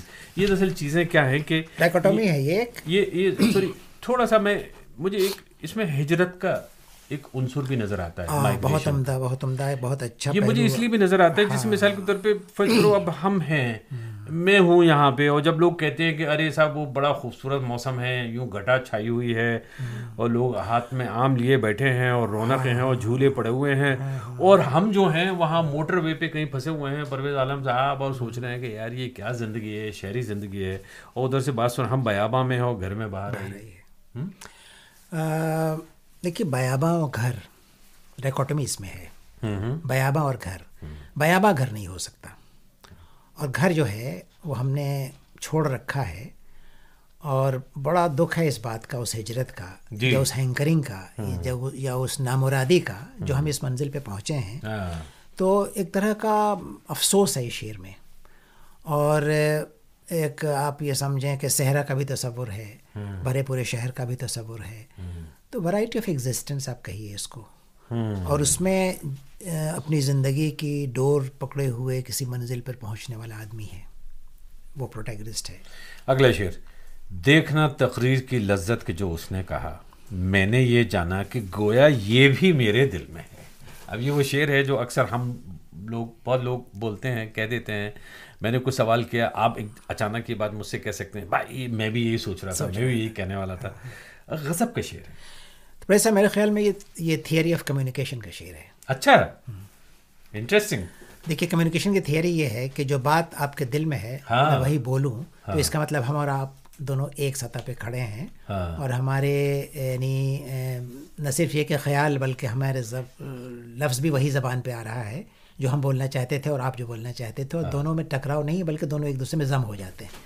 تو تھیوری آف کمیونیکیشن یہ ہے کہ جو ہم میں ہے وہی آپ میں ہے، اور بیک وقت ہم دونوں بول جاتے ہیں. تو یہ کانٹرڈکشن نہیں ہے بلکہ ایک دوسرے کو سمجھنے اور ایک دوسرے کو سمجھانے کی بات. یہ شعر بالکل تھیوری آف کمیونیکیشن میری نظر میں تھیوری آف کمیونیکیشن کا شعر ہے. اتنی ہم آہنگی ہے تقریر کی لذت کے جو اس نے کہا، تو میں نے سوچا کہ یہی تو میرے دل میں بھی تھا.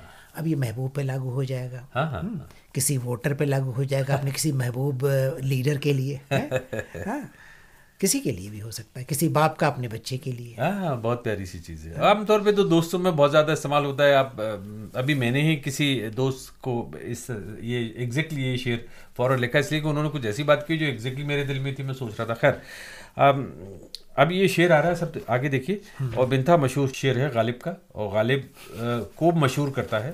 غالب اس کی وجہ سے بہت مشہور ہوتے ہیں. موت کا ایک دن معین ہے، نیند کیوں رات بھر نہیں آتی. چھوٹی سی بہر ہے، چھوٹا سا شعر ہے. جی بالکل صحیح ہے. وہ ایسی بات کہہ گئے کہ مطلب یہ سمجھیے 100 سال سے لوگ جو ہیں اس کو رٹے چلے جا رہے ہیں. اور یہ وہ شعر ہے جو کہ کبھی گھبراہٹ ہو، پریشانی ہو، چیزیں ہوں، لوگ سادگی کی بہترین مثال ہے یہ شعر. سادہ اظہار، سادہ خیال، لیکن بہت پیچیدہ خیال. جی پیچیدہ کس لیے؟ کون شخص ہے جو مرنا چاہتا ہے؟ کوئی نہیں مرنا چاہتا. وہ شخص بھی جو بستر مرگ پہ ہے اور وہی جانتا ہے کہ اگلا لمحہ ہمارا لمحہ نہیں ہے، باوجود اس کے موت کا ایک دن میں نیند کیوں رات بھر نہیں آتی. یعنی وہ امپاسبل جو شاید ابھی نہیں ہوگا کسی دن ہوگا، اس خیال نے ہمیں آج ستا رکھا ہے. یہ ہے اصل. یہ پوری غزلی بہت بے انتہا مشہور ہے، لیکن وہ موت جو ابھی ہمارے سامنے نہیں. میں تو ابھی جوان ہوں، بہت جوان رانہ ہوں، لیکن اس خیال سے بہت ڈرتا ہوں. تو کہنے کا مطلب صرف اتنا سا ہے کہ زندگی سب کو عزیز ہے اور موت کسی کو عزیز نہیں. اور دوسری طرف یہ بھی ہے کہ جب یہ طے ہی ہے تو پھر پریشانی کی کیا بات؟ پریشانی کیا بات؟ تو یہ سوال ہے، اسی سوال میں جواب ہے. میں نے ایک نفسیات پہ سائیکیٹری پہ سیریز کی تھی پروفیسر سلمان اختر صاحب کے ساتھ. اس کا ٹائٹل یہی تھا اس سیریز کا, نیند کیوں رات بھر نہیں آتی. تو اس میں وہ سارے ایشوز جو آپ کو پریشان کرتے ہیں, جس میں پینک اٹیک ہے, اچانک گھبرا جاتے ہیں, سب کچھ آتا ہے اس کے اندر, آبسیشن ہو جاتا ہے, 50 چیزیں ہو جاتی ہیں. دیکھیے اگلا شعر آ رہا ہے آپ کے, جب کہ تجھ بن نہیں کوئی موجود پھر یہ ہنگامہ ہے خدا کیا ہے.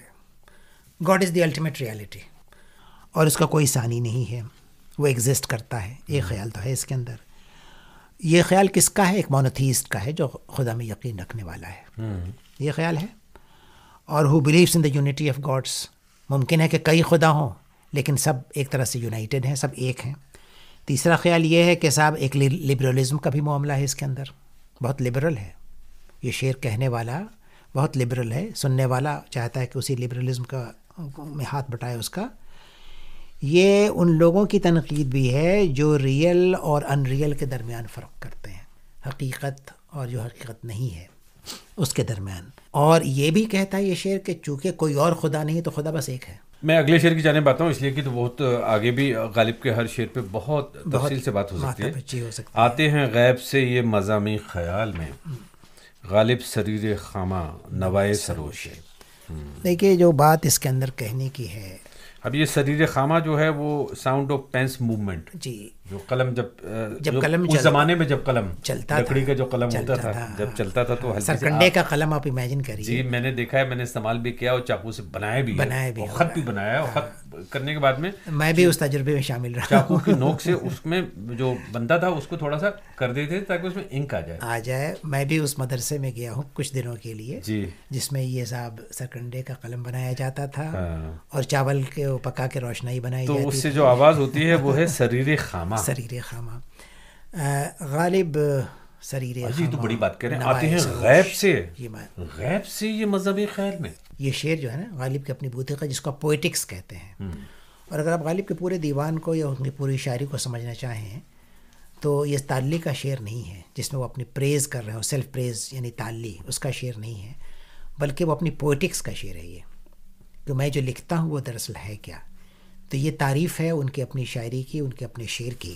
کیا کہتے ہیں وہ بھائی؟ دوسرا آپ گنجین ایمانی کا طلسم اس کو سمجھیے, جو شخص جو لفظ کے غالب میں شعر میں آوے. دوسرا شعر ہے جو اس کے ہم پلہ شعر ہے, گنجین ایمانی کا طلسم اس کو سمجھیے جو لفظ کے غالب میرے اشعار میں آوے. یہ بھی اس کا ہم پلہ شعر ہے جو بھی آپ نے پڑھا. تو اب دیکھیے یہ پوئٹکس کا شعر ہے, غالب انڈیویجول پوئٹکس, ان کی اپنی ذاتی جو بوتقہ ہے, جو شعریات ہے, یہ اس سے متعلق شعر ہے. اوکے. ان کے دیکھے سے جو آ جاتی ہے منہ پر رونق, وہ سمجھتے ہیں کہ بیمار کا حال اچھا ہے. سب سے زیادہ غالب کا کون سا شعر مشہور ہے؟ ہو سکتا ہے یہی نکلے, ممکن ہے, جو بچہ جانتا ہے. ہاں, وہ سمجھتے ہیں کہ بیمار کا حال اچھا ہے. کہنا صرف اتنی سی بات چاہتے ہیں وہ, لیکن بڑے ڈھنگ سے کہا ہے, بہت قاعدے سے قرینے سے کہا ہے. عاشق کے مقدر میں ہے بیمار رہنا, اتنی سی بات کہنا چاہ رہے ہیں وہ. لیکن بڑے سلیقے, شعر دراصل سلیقے سے کہنے کا نام ہے, کہ سلیقے سے آپ, اسی لیے وہ ایک آرکیبالڈ میکلیش ایک امریکن پوئٹ کہتا ہے, poem should not mean but be. بہت اچھی بات. آج اس کو لوگ ہندی میں بھی طرح طرح سے مزے سے کہتے تھے. ان کے دیکھے سے جو آ جاتی ہے مکھ پر لالی, وہ سمجھتے ہیں کہ روگی کی دشا اتم ہے. آسان کر دیتے ہیں. اور عام طور پہ آپ کسی کی عیادت کے لیے جائیے اسپتال میں یا کسی بیمار کے لیے, تو اکثر لوگ ہے نا یہ شعر برسوں جسے کہتے ہیں نا پڑھتے آئے ہیں, سناتے آئے ہیں. دیکھیے پاتے ہیں عشاق بتوں سے کیا فیض, ایک برہمن نے کہا ہے کہ یہ سال اچھا ہے. یعنی 31 دسمبر, اور ہر سال جب یہ آتی ہے نیو ایئرس ایو, تو میں بہت سارے لوگوں کو سوشل میڈیا پہ دیکھتا ہوں وہ یہ شعر لکھ رہے ہوتے ہیں, اسی امید پہ جی رہے ہوتے ہیں. یہ کیا معاملہ ہے؟ دیکھیے پاتے ہیں عشاق, دیکھیے پاتے ہیں عشاق بتوں سے کیا فیض. یہ جو عاشق ہے اس کی جمع ہے, دیکھیے وہ جی اس کی جمع ہے. اور ہر عاشق یہ چاہ رہا ہے کہ ہر نیا سال اس کے لیے ایک نیا پیغام لائے. یہ تو بہت صاف بات ہو گئی. لیکن اس کی تمنا یہی ہے کہ صاحب یہ سال ہر سال سے بہتر ہو, اور یہ لمحہ محبت ہر لمحہ محبت سے بہتر ہو, ہے نا. سہارا کس کا لیتے ہیں؟ برہمن کا. چونکہ برہمن نے کہہ دیا ہے تو صاحب ایسا ہوگا, تو اس کے منہ میں گھی شکر, اس کے منہ میں گھی. تو ایک دیکھیے بہت نفیس سی بات کہی ہے یہاں پہ. بہت صاف بات ہے, لیکن اس کو آتھینٹیکیٹ کرتے ہیں برہمن کے حوالے سے کہ میں نہیں کہتا, انہوں نے کہا ہے, اور جوتش ہیں, انہوں نے سارے ستارے دیکھ لیے ہمارے, اور پھر یہ سرٹیفائی کر دیا کہ یہ سال ہمارے لیے تو بڑی خوشی کی بات. اور کہیں نہ کہیں ایک سینس آف ایکسپیکٹیشن ہے اور پازیٹیوٹی ہے. واہ واہ واہ. رگوں میں دوڑتے پھرنے کے ہم نہیں قائل, جب آنکھ ہی سے نہ ٹپکا تو پھر لہو کیا ہے. اب کس کی ڈیفینیشن دیکھ کے دے رہے ہیں وہ, کیا وہ بتا رہے ہیں کہ لہو کس کو کہتے ہیں, کیا بتا رہے ہیں؟ رگوں میں دوڑتے پھرنے کے ہم نہیں قائل, مطلب یہ کہ جو ہمارے رگوں میں دوڑ رہا ہے خون, اس کے علاوہ بھی خون کچھ اور ہوتا ہے کیا, جو آنکھ سے نہیں ٹپکتا ہے, جو آنکھ سے ٹپکتا ہے, یہ جو آنکھ سے نہیں یہ کہہ رہے ہیں جب آنکھ ہی سے نہ ٹپکا تو پھر لہو کیا ہے. اب دیکھیں, خون کے آنسو رونا اس کہاوت کی ہے, یہ تشریح ہے. وہ خون کے آنسو رو گیا, یعنی اتنی اس کے اوپر مشکلیں پڑیں کہ اس کو جھیل نہ سکا, اور وہ آنسو نہیں تھے, قطرے نہیں تھے آنسو کے, پانی کے قطرے نہیں تھے, بلکہ خون کے قطرے تھے. اسی میٹافر کو یہاں استعمال کیا ہے انہوں نے. اور مجھے نہیں معلوم کہ کیا غالب کے زمانے میں یہ محاورہ تھا یا نہیں تھا, لیکن جب آنکھ ہی سے نہ ٹپکا تو یہ لہو کیا, اگر یہ محاورہ نہیں سنا ہوگا انہوں نے تو محاورہ انہوں نے خلق کر دیا, یہاں پہ کریٹ کر دیا. اور کہیں نہ کہیں یہ بھی ہے کہ ایک جیسے کہتے ہیں نا, سرسری طور پہ ایک بات لوگ کہہ دیتے ہیں, جذبہ ہے مجھ میں بڑا پیشن ہے, مجھ میں یہ ہے, مجھ میں وہ ہے, اور اس میں اگر آپ یہ کہیں کہ بھائی یہ سب تو ٹھیک ہے, سب میں ہوتا ہے, جو آنکھ ہی سے نہ ٹپکا, مطلب اس لیول پہ انٹینسٹی لے کے آئیے, ہے نا, جذبہ شدت جو ہے. رات پی زمزم پہ میں اور صبح دم دھوئے دھبے جامع احرام کے. یہ دوسرا شعر ہے ریورنس کا, یہ گھمانے والا شعر ہے, لیکن ایٹ دا سیم ٹائم اب دیکھیے اسی طرح کا اسی کعبے میں اور اسی جگہ پہ ایک دوسرا شعر بھی آپ دیکھیے جی, کہ الٹے پھرائے در کعبہ اگر وانا ہوا. آئیں گے ضرور ہم, لیکن دروازہ کھلا رکھیے گا ورنہ میں نہیں رکنے والا. واہ, وہی شاعر یہ کہہ رہا ہے, یہ دوسرا پہلو ہے جی. وہ کہتا ہے کہ صاحب میں نے تو میں پی وہاں پہ جہاں میں کا کوئی گنجائش نہیں ہے, اور خانہ کعبہ سے آپ نکلتے ہیں تو زمزم وہیں پہ موجود ہے. بالکل, ہر شخص وہاں رک جاتا ہے اور بھر لیتا ہے, جتنا پی سکتا ہے پی لیتا ہے. مگر یہ کہیں نہ کہیں اس میں تھوڑی سی ریورنس بھی آ رہی ہے کیا؟ ریورنس نہیں ہے میرا خیال ہے. اچھا. بلکہ یہ انتہائی درجے شفقت محبت کا شعر ہے, اور خدا کی بارگاہ میں وہ کہتا ہے کہ میں نے جو غلطی کی میں یہی دھو کے جاتا ہوں, اور کس پانی سے دھوتا ہوں, آب زمزم سے دھوتا ہوں. اچھا. جو نہ کبھی باسی ہوتا ہے, نہ جو کبھی بیمار کرتا ہے, بلکہ اگر آپ کا تجربہ ہو, میرا تو تجربہ ہے کہ میری تمام غلاظتیں شاید پاک ہو جاتی ہیں اگر آپ آب زمزم پی لیں, اور بڑے خوشحال اور خوش خرم رہتے ہیں جتنے دن آپ وہاں رکھتے ہیں. کسی طرح کی کوئی تکلیف نہیں, اس پانی کو پینے کے بعد جو لذت ملتا ہے وہ ایک الگ ہے. ہو سکتا ہے آپ کے عقیدے کا معاملہ ہو. ہمیں یہی کہا جاتا ہے, جو یقین کرنے والے لوگ ہیں ان کے لیے یہی بات ہے, بازیچے اطفال ہے دنیا میرے آگے, ہوتا ہے شب و روز تماشا میرے آگے. دیکھیے کیا ہے کہ بازیچے اطفال ہے دنیا میرے آگے, ہوتا ہے شب و روز تماشا میرے آگے. بڑے شیکسپیئرن والا اسٹائل کا شعر ہے یہ. As flies are to wanton boys. اور شاید میرے خیال سے غالب کا یہ بھی کہہ سکتے ہیں سب سے مشہور شعر ہے. نہیں تو غالب نے شیکسپیئر آپ نے صحیح یاد دلایا, شیکسپیئر کی تشریح ہے as flies are to wanton boys, so are we to gods. اور یہ دنیا ایک اسٹیج ہے. ہاں, دنیا کا world is a کہتے ہیں جہاں پہ ڈرامہ ہوتا ہے, تھیٹر ہوتا ہے. کیا مطلب آگے کیا کہنا چاہتے ہیں اس میں؟ بس اسی فلسفے کی تشریح ہے یہ شعر, دنیا کی حقیقت, اور ہم کس طرح اس کو سمجھنے کی کوشش کرتے ہیں. رائٹ. کس طرح ہم پہنچتے ہیں یہاں تک. اب یہ سب جو شعر میں کہنے والا ہوں اس کو سننے کے بعد میں ایک دم سے آپ کے چہرے پہ مسکراہٹ آ جائے گی. ہزاروں خواہشیں ایسی کہ ہر خواہش پہ دم نکلے, بہت نکلے میرے ارمان لیکن پھر بھی کم نکلے. وہ تو آپ کی کتاب کا ٹائٹل ہے. جی ہاں, اس کتاب کا ٹائٹل بھی یہ میں نے کہیں پڑھا تھا بہت پہلے کہ یہ کچھ لوگ کہتے ہیں یہ شعر غالب کا ہے ہی نہیں. غالب کا شعر ہے. اچھا, بالکل فیصد. کہیں نہ کہیں کسی نے چیلنج کر دیا تھا, کر دیتے ہیں لوگ آج کل, عجیب غریب باتیں ہو جاتی ہیں کبھی. غالب کا شعر ہے, غالب کے دیوان میں شامل بھی ہے. ٹھیک ہے.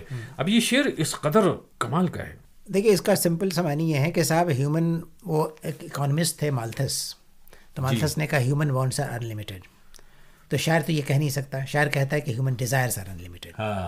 تو مالتھس نے ایک بات کہی, اکانومسٹ تھا, یہ شاعر ہیومینسٹ ہے تو یہ دوسری بات کہہ رہا ہے. ہزاروں خواہشیں ایسی کہ ہر خواہش پہ دم نکلے, بہت نکلے میرے ارمان لیکن پھر بھی کم نکلے. تو اب جیسچر دیکھیے اس کا, اور جیسچر میں اب معنی تلاش کریے شعر کے. اب بہت اور کم کانٹرڈکشن ہے, اور نکل تو گئے لیکن بہت نکلے, اور میں سمجھتا ہوں بہت کم نکلے. تو یہ انسان بہت بھوکا اور بہت پیاسا ہے, اور اس کے قبضہ قدرت میں نہیں ہے کہ وہ کیا کیا حاصل کرے. تو یہ جو ایپیٹائٹ ہے نا، یہ اس کا شعر ہے. یہ انسان کی نفس پرستی کا بھی شعر ہے، انسان کے بہت محدود طریقے سے زندگی کو دیکھنے کا بھی شعر ہے، اور ساتھ ساتھ زندگی کو سیلیبریٹ کرنے کا بھی شعر ہے کہ زندگی میں آپ کتنا چاہتے ہیں کہ آپ کی خواہشیں پوری ہوں، اور ہر خواہش کے پورے ہونے پہ کس مسرت کا احساس ہوتا ہے آپ کو. اور ایک لفظ ہم لوگ ہندی میں استعمال کرتے ہیں للک، جو زندگی کی پرتی جینے للک کا جینے کی للک، زندگی ہاں جینے کی للک ہے، اس کا شعر ہے. اور ایک کہیں ایک گریڈ کا شعر بھی ہے، لالچ کا بھی ہے نا کہ ہزاروں خواہشیں ایسی ہیں بھائی کیا کیا لیں گے آپ، کیا کیا دیکھیں گے، کیا کیا کرنا چاہیں گے، کتنا چاہیں گے. تو کہیں نہ کہیں گو ماں نہیں پہ وہاں کے نکالے ہوئے تو ہیں، گو ماں نہیں پہ وہاں کے نکالے ہوئے تو ہیں، کعبے سے ان بتوں کو بھی نسبت ہے دور کی. یہ ایک اسلامک ہسٹری کا ایک باب ہے. یہ ہم اگر کیا ہے وہ باب دیکھیے، یعنی جب کعبہ فتح مکہ آپ ذہن میں رکھیں جی، اور 365 بت، ذرا بیسک لیول پہ میں بات کو سمجھتا ہوں. اس میں یہ ہے کہ جو مسلمانوں کے پروفٹ ہیں ان کو مجبور کیا جاتا ہے کہ وہ مکہ چھوڑ کے مدینے چلے جائیں، مائیگریٹ کرتے ہیں، ہجرت کرتے ہیں، مدینے جاتے ہیں. اور پھر اس کے بعد میں ایک وقت ایسا بھی آتا ہے جب مسلمان تھوڑے سے طاقتور ہو جاتے ہیں اور پھر وہ مکہ لوٹتے ہیں، یعنی وہی مکہ جہاں پہ خانہ کعبہ ہے جسے آپ فتح مکہ کہتے ہیں. جی. تو وہ ہے بیک ڈراپ. وہ بیک ڈراپ، اور بیک ڈراپ میں جو ہسٹری ہے وہ اس شعر کا موضوع ہے کہ یہ وہی کعبہ ہے جہاں پہ اب کوئی بت نہیں ہے، لیکن کسی زمانے میں بت ہوا کرتے تھے ہر دن کے لیے ایک خدا، جو نکال دیے گئے. ان بتوں کو بھی کوئی نہ کوئی نسبت ہے یہاں سے. یعنی آپ صفحہ عرض سے کسی چیز کو مٹا دیں لیکن اس کے سائے آس پاس ہوتے ہیں. مگر نکالے لیکن وحدت کا شعر ہے یہ. نہیں، نکالے ہوئے کون ہیں؟ نکالے ہوئے تو یہ لوگ بھی ہیں جن کو مکے سے نکالا گیا ہے. آپ یہ کہہ سکتے ہیں خود رسول اللہ اس نکالے ہوئے ہیں مکہ سے اس طرح سے کہ وہاں کی اذیتیں برداشت نہیں کرنے کے بعد ہجرت فرماتے ہیں. لیکن دوسری طرف ہم یہ بھی جانتے ہیں کہ بت پرستی اسلام میں حرام ہے کہیں نہ کہیں. تو اسی لیے وہ اس کا ذکر، یہ کنٹرڈکشن بڑی دلچسپ. تو اسی لیے اس کا ذکر آتا ہے کہ کعبے سے نکالے ہوئے ہیں، وہ بت نکالے ہوئے ہیں. تو یہ تو بت لٹرل میننگ ہے نکالے ہوئے ہیں، لیکن ان بتوں سے ایک نسبت بھی ہے. تو گویا کہ ہیٹریڈ کی کتنی، یعنی ہیٹریڈ کی کیا حد ہے، کہاں تک ہیٹریڈ ہوتی ہے اور کہاں اس کا خاتمہ ہوتا ہے. تو ایک نئے دور کا آغاز ہے. خاتمہ ہوتا ہے اور خاتمہ ہونا چاہیے، اس طرف بھی اشارہ ہے. اور اس کے بعد کون سی زندگی شروع ہوتی ہے جی، کون سا سلسلہ وقت اور یعنی سلسلہ حیات شروع ہوتا ہے. نہیں تو آپ دیکھیں شعر کو، گواہ نہیں پواں کے نکالے ہوئے تو ہیں. اس میں جو جیسچر ہے ایک بلونگنگ ہے، ایک اظہار ہے اس رشتے کا جو کبھی تھا. دوسرے مصرع کو سنیے، کعبے سے ان بتوں کو بھی نسبت ہے دور کی نسبت ہے. اب یہ دور کیا ہے؟ تاریخ کا ایک پورا فاصلہ ہے. کسی چیز کو نگیٹ کرنا اور نگیٹ کر دینے کے بعد اس کا منفی ہو جانا، لیکن اس کے سائے آس پاس ہیں منڈلاتے ہوئے. تو یہ شعر جو ہے وحدت کا شعر ہے، وحدانیت کا شعر ہے، اور انکار کا بھی شعر ہے، لیکن اس کے ساتھ ساتھ ان یادوں کا بھی شعر ہے جو اس میں ضم ہو جاتی ہیں. کیونکہ یہ ذرا سا مذہبی معاملہ ہے اور میں تھوڑا سا ڈر جاتا ہوں زیادہ گہرائی میں جانے سے. ٹھیک ہے، اس لیے کہ بتوں کا اور خانہ کعبہ کا ایک رشتہ رہا ہے. وہ تو یہ کہہ رہے ہیں، تو نیگیٹ نہیں کیا جا سکتا. وہ تو یہ کہہ بھی رہے ہیں، وہ تو کہہ بھی رہے ہیں، خود ہی کہہ رہے ہیں. تو وہ رشتہ جو ہے وہ ایسا نفرت کا نہیں ہے، اور نہ ہی اس میں بہت زیادہ نفرت ڈھونڈنے کی ضرورت ہے. اور کہیں نہ کہیں دونوں کے درمیان میں کہہ رہا ہوں رشتہ تھا اور رشتہ وہ رہے گا، بھلے آپ نکالے ہوئے ہیں. یعنی مثال کے طور پہ آپ کسی یونیورسٹی میں جاتے ہیں، وہاں سے آپ گریجویشن کرتے ہیں، ایم اے فرسٹ ایئر سے نکال دیے جاتے ہیں. بالکل آپ صحیح. تو آپ دیکھیں، میں نے بھی اپنی تشریح میں یہ بات کہی ہے کہ کسی چیز کو انڈو نہیں کر سکتے آپ. فزیکل لیول پہ وہ چیز ختم ہو گئی، لیکن اس کے سائے، اس کی یادیں، یا وہ جو ایک پورا ایک کیپٹل آپ کی میموری کا ہے، اس کو انڈو نہیں کر سکتے آپ. تو ایک طرح سے امتزاج ہے دو زمانوں کا اور دو طرح کے فیتھ کا اور بلیف کا. بہت عمدہ. انیس صاحب، 200 اشعار ہیں. 200 میں سے مجھے اتنا لالچ تھا کہ میں ایک بڑی تعداد میں اشعار پڑھ گیا ہوں، سنا گیا ہوں، اور کبھی کبھی کچھ اشعار کے ساتھ میں انصاف بھی نہیں ہوا، لیکن ایک شعر تو کم سے کم چلتے چلتے ایک بار اور آپ کے سامنے میں پیش کر دوں. آپ ہی کا منتخب شعر ہے. کرتا ہوں جمع پھر جگرے لخت لخت کو، عرصہ ہوا ہے دعوت مژگاں کیے ہوئے. جی جناب، جی عرصہ ہوا ہے دعوت مژگاں کیے ہوئے. جگر لخت لخت کتنے ٹکڑوں میں بٹ گیا. اور کیا یہ رونے کی بات ہے؟ کیا غم اٹھانا چاہیے اس کا؟ لیکن شاید اٹھانا چاہیے مجھے. اور سب کو جمع کرتے ہیں اور دیکھتے ہیں کہ کیا صورت ابھرتی ہے، کیا صورت نکلتی ہے. کرتا ہوں جمع پھر جگر لخت لخت کو، عرصہ ہوا ہے. اور ذرا بساتے ہیں وہ دنیا پھر سے. تو وہ جو 200 اشعار آپ نے منتخب کیے ہیں، ان میں جو 200 نمبر پہ جو شعر ہے جس کو آپ نے کوٹ کیا، کتاب کے آخر میں آ کے نکل کے آتا ہے، ادائے خاص سے غالب ہوا ہے نقطہ سرا، صلائے عام ہے یاران نقطہ داں کے لیے.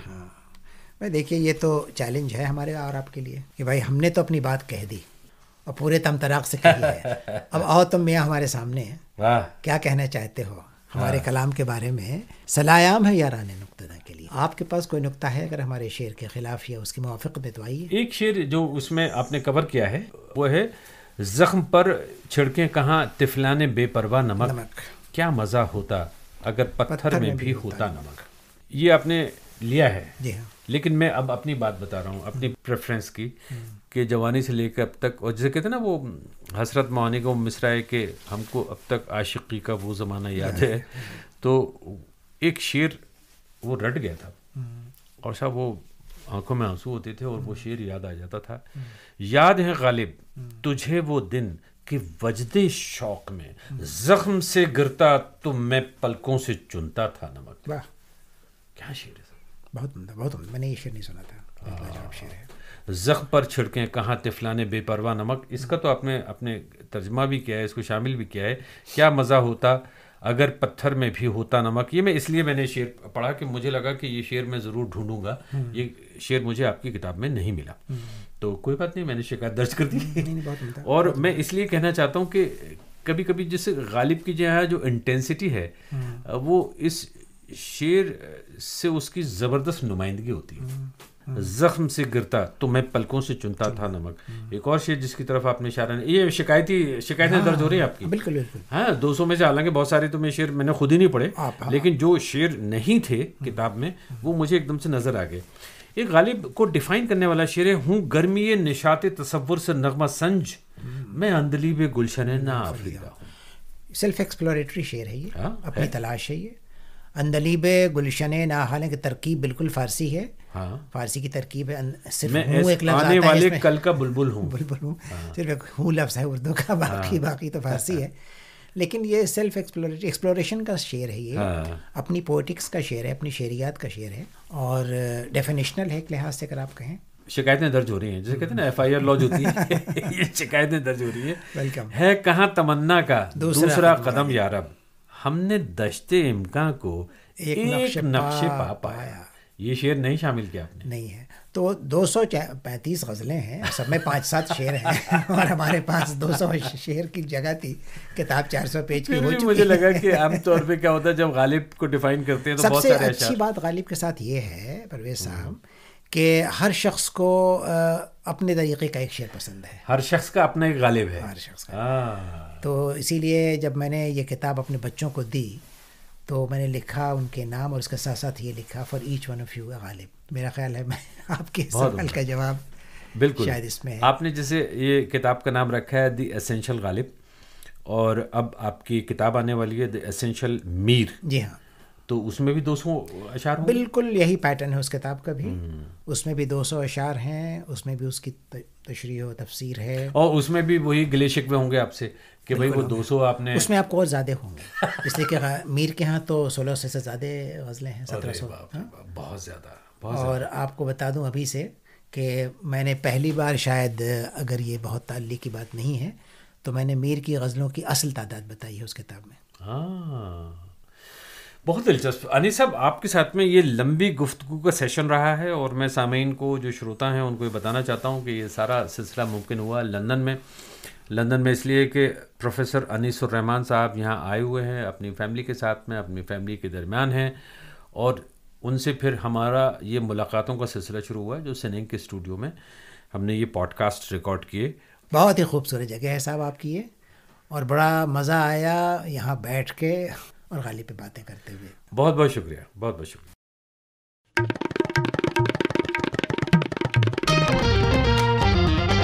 پروفیسر انیس الرحمان، جن کی کتاب دی اسینشل غالب کے حوالے سے یہ گفتگو لندن میں ریکارڈ کی گئی. کتاب کے پبلشر ہیں ہارپر کالنز، اور یہ کتاب دنیا کے سبھی بڑے جو آن لائن پلیٹ فارمز ہیں وہاں پر موجود ہے. میں نے سننگ کے لیے انیس صاحب کے ساتھ کئی ایپیسوڈز پر مشتمل ایک الگ پوڈ کاسٹ سیریز بھی ریکارڈ کی ہے، جس میں اردو غزل کی ہسٹری یعنی کہ مکمل تاریخ کا جائزہ لیا گیا ہے. سننگ کے سبھی پوڈ کاسٹ جو دنیا کے بڑے مشہور پلیٹ فارمز ہیں جیسے کہ اسپاٹیفائی ہے، ایپل ہے، اس کے علاوہ اور بھی دوسرے پلیٹ فارمز ہیں وہاں پر موجود ہیں. اس کے علاوہ آپ ہماری ویب سائٹ پر آ کر بھی ہمارے پروگراموں کے متعلق جتنی بھی تفصیلات ہیں وہ فراہم کر سکتے ہیں. ویب سائٹ ہے cineink.com cineink.com.